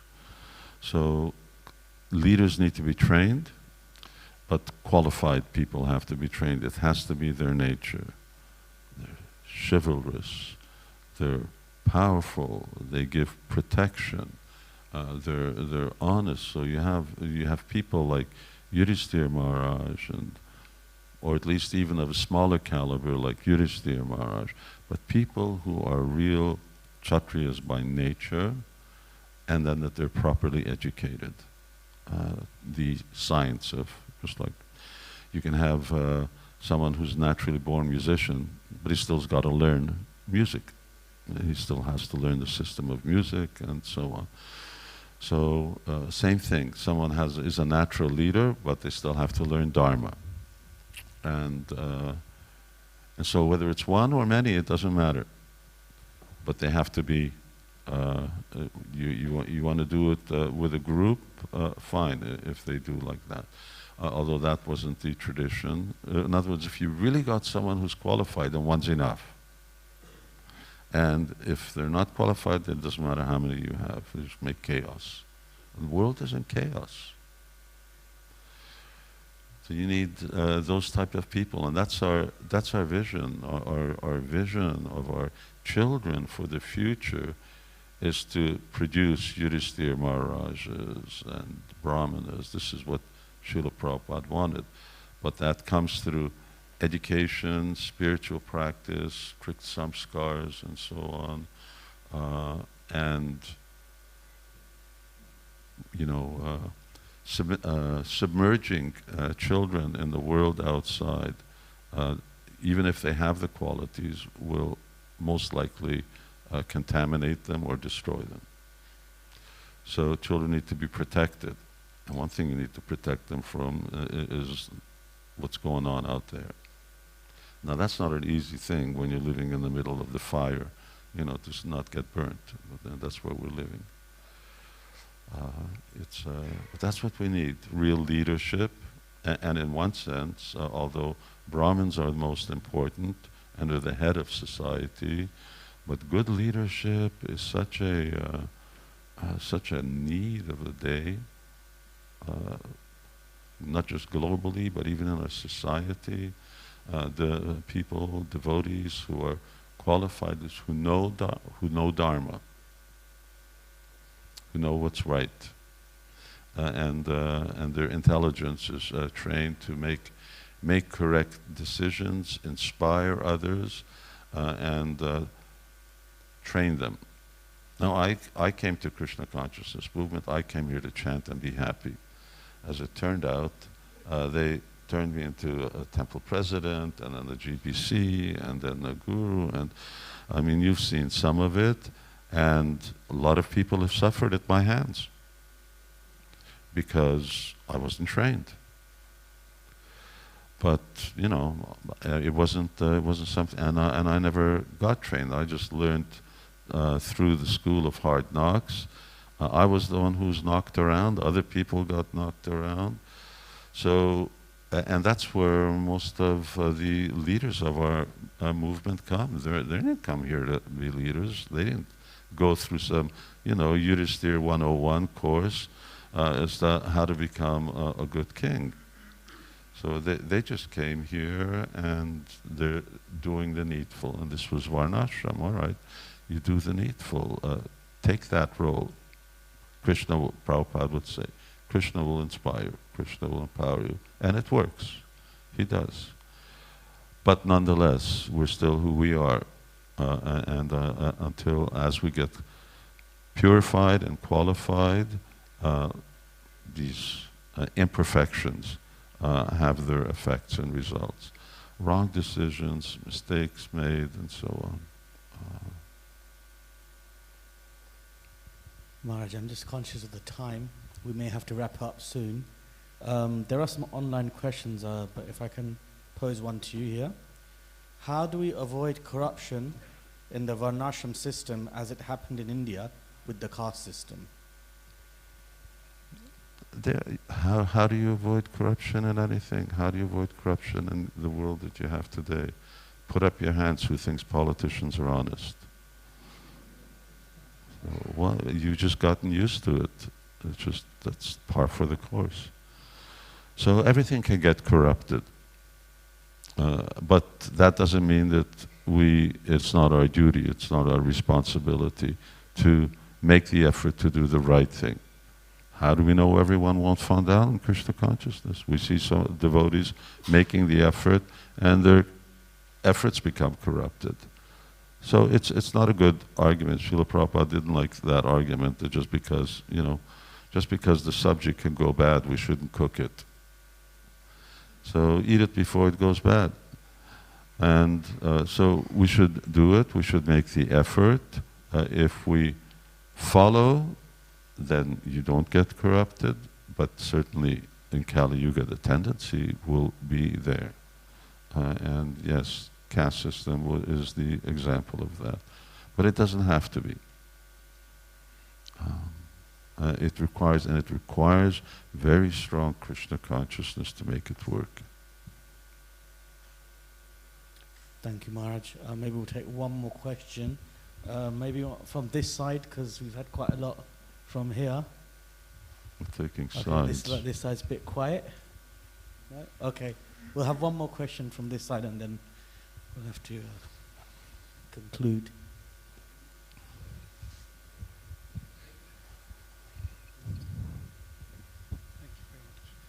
Hare Krishna. Thank you, Guru Maharaj and Nitai Prabhu. I just wanted to ask a question about how the society can facilitate Vaishyas. You were describing in Yuvraj how no one is paid. Yuvraj is owned by ISKCON. I'm just wondering if there's a gap, if my understanding is that Vaishyas are motivated by money. So is that a gap where they would not be facilitated, or how should they be facilitated?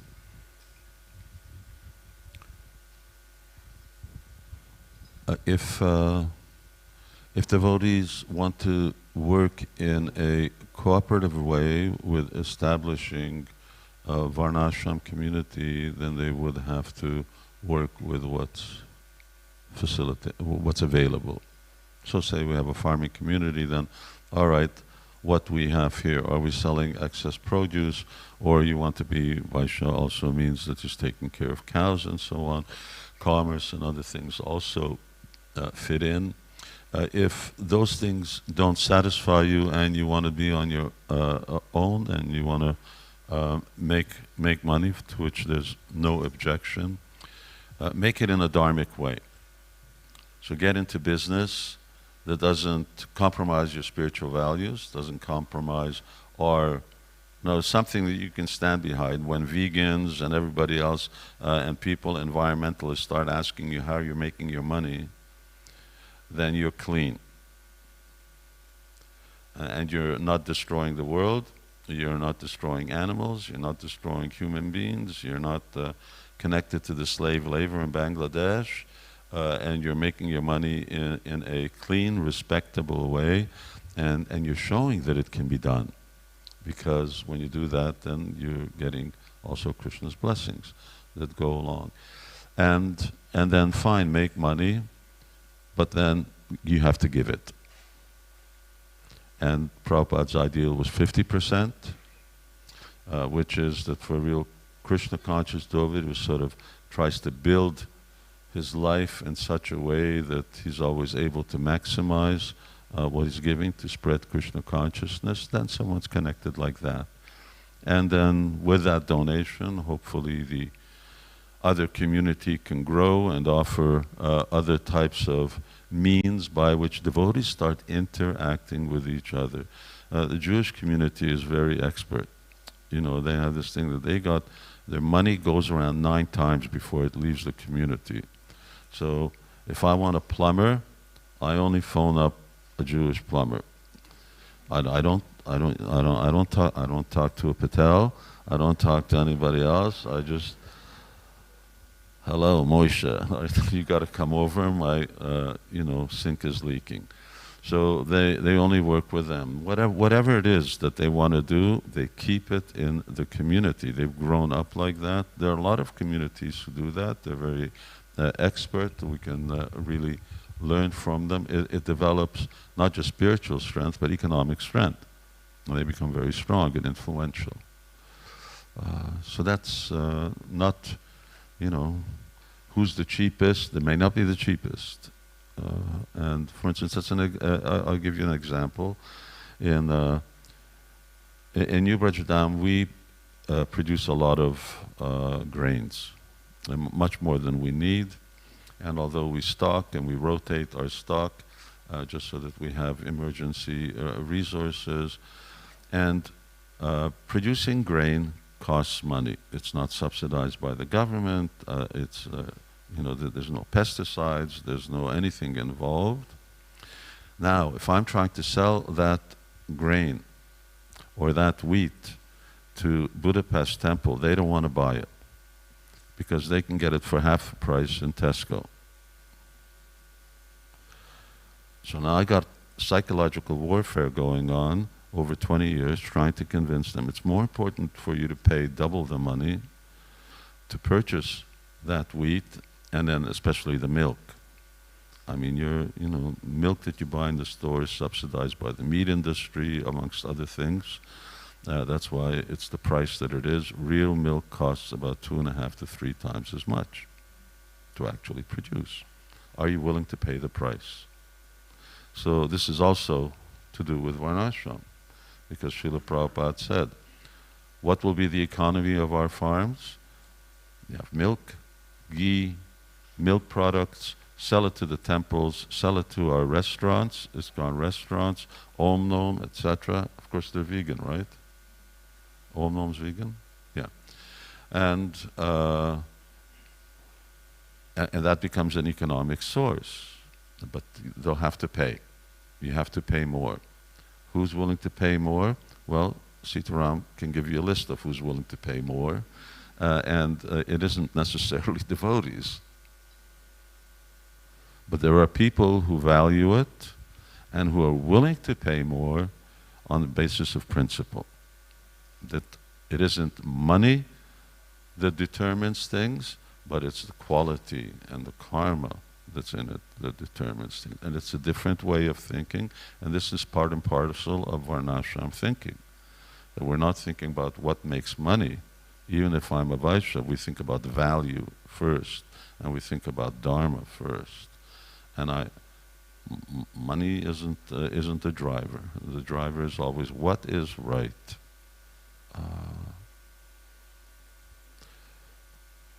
We're sort of talking certain principles. I have a little experience.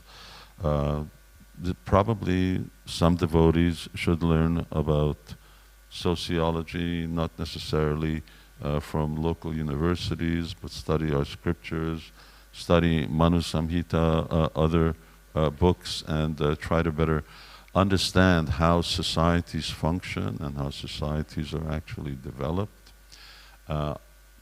My real goal is trying to just emphasize that for this movement to be successful is only going to be successful if 100% of what Prabhupada wanted, we make the effort to realize. Our success, Krishna gives us blessings based on our connection with Srila Prabhupada, and when we try to do what Prabhupada wanted, Krishna blesses us, and ultimately we realize it. May not be easy, but it's still there. So we need intelligent people. We need. I can't figure it out. We need really intelligent people, but we need to actually agree and move forward from a practical point of view. In Hungary, as I mentioned before, we're moving forward. I'm not waiting for some international plan for Varnashrama. If something comes along and we need to tweak things and change things, great. But in the meantime, time's moving on. And we have to do something. It's our duty. It's our obligation to Srila Prabhupada. Same thing with UK Yatra. Don't take I don't have a formula, but don't take my formula. Work things out. You've got a management council. Talk about important things. This is an important thing. Go forward, work on something, develop a plan. And then we'll see how internationally things things develop. Can we have an international? Was Varnashram the same in every part of the civilized world, if the world was civilized outside of India, during Maharaj Yudhishthir's time? Do research. I don't know. I kind of doubt it, because people weren't of the same nature and psychology and quality. So it was adapted, but they were all under a Varnashram empire. Anyway, thank you very much. Thank you, Jai Nitai Prabhu. Thank you, Thank you, everybody. Maharaj. I hope it's food for thought. Lots of food for thought. And thank you to our School of Bhakti. Aye. His Hari Holiness Bol. Shivaram Swami Maharaj ki, Hare Krishna. and His Grace Jai Nitai Prabhu ki. Jai Nitai. Thank Jai you Nitai. both. Thank you so much for giving us your time, both of you, and of course Maharaj. You took the time to come here, and I know Maharaj has been focusing on his writing, and this is his primary reason for being here, to focus on his writing, but still he was gracious enough to actually, out of his kindness, to give us his time to do these sessions with us. Apologies for any stress that we put you through over the last few weeks, Maharaj, whilst we got these sessions set up. We are a work in progress. Please do keep giving us your support as you come here. But we always see you as, we'll always see you as our leader. You've been leading us in the last few decades in the UK Yatra, and even though you are based in Hungary, we hope that you'll continue to give us your guidance wherever you are in the world. And yeah, we pray that you keep coming again and again. So please, 3 loud Haribols. Haribo! Haribo! Haribo! So we shall finish for today. Just a quick thing, so there's prasadam being served across the courtyard. There will be opportunity to for book signings for Maharaj. And also on behalf of School of Bhakti, we intend on doing more of these kind of talk shows, as well as our regular courses, events, retreats. We have a board there just showcasing some of our things. If you want to find out more, please go to www.schoolofbhakti.com. We can find out more, and hopefully in time, over the years and decades, we can try to work towards these kind of endeavors that Maharaj has been talking about today. And just a quick announcement, actually one of Maharaj's disciples, Christina Danka, has done a documentary called Stolen Rivers, which is about the whole kind of degrading effects of today's society, and has affected the sacred Yamuna River, where it's practically, at least materially speaking, it's vanished. So there's going to be quite a hard-hitting documentary, which will be aired in the Haveli live on 10th of October. So please come for that, and there'll be a panel discussion afterwards with between Christina Danka, Rancho Prime, Prabhupada disciple, a very scholarly devotee, and Geeta Parihar, who runs our Eco Sangha here. Krishna consciousness is about spirit as well as the mind, body, soul, so all different aspects. So do check it out, and of course you can check out more of what we got going on. Thank you so much. Want to thank everybody for, or just let you know that there's been a lot of demand on this set of books. There's only 5 sets left out of the ones that we brought in. So if you want them, they're here. First come, first serve. Hare Krishna. Hare Krishna. Thank you. And again, please give loud Haribol for Shivaram Maharaj and of course Jai Nitai Prabhu. Haribol. Haribol. Haribol.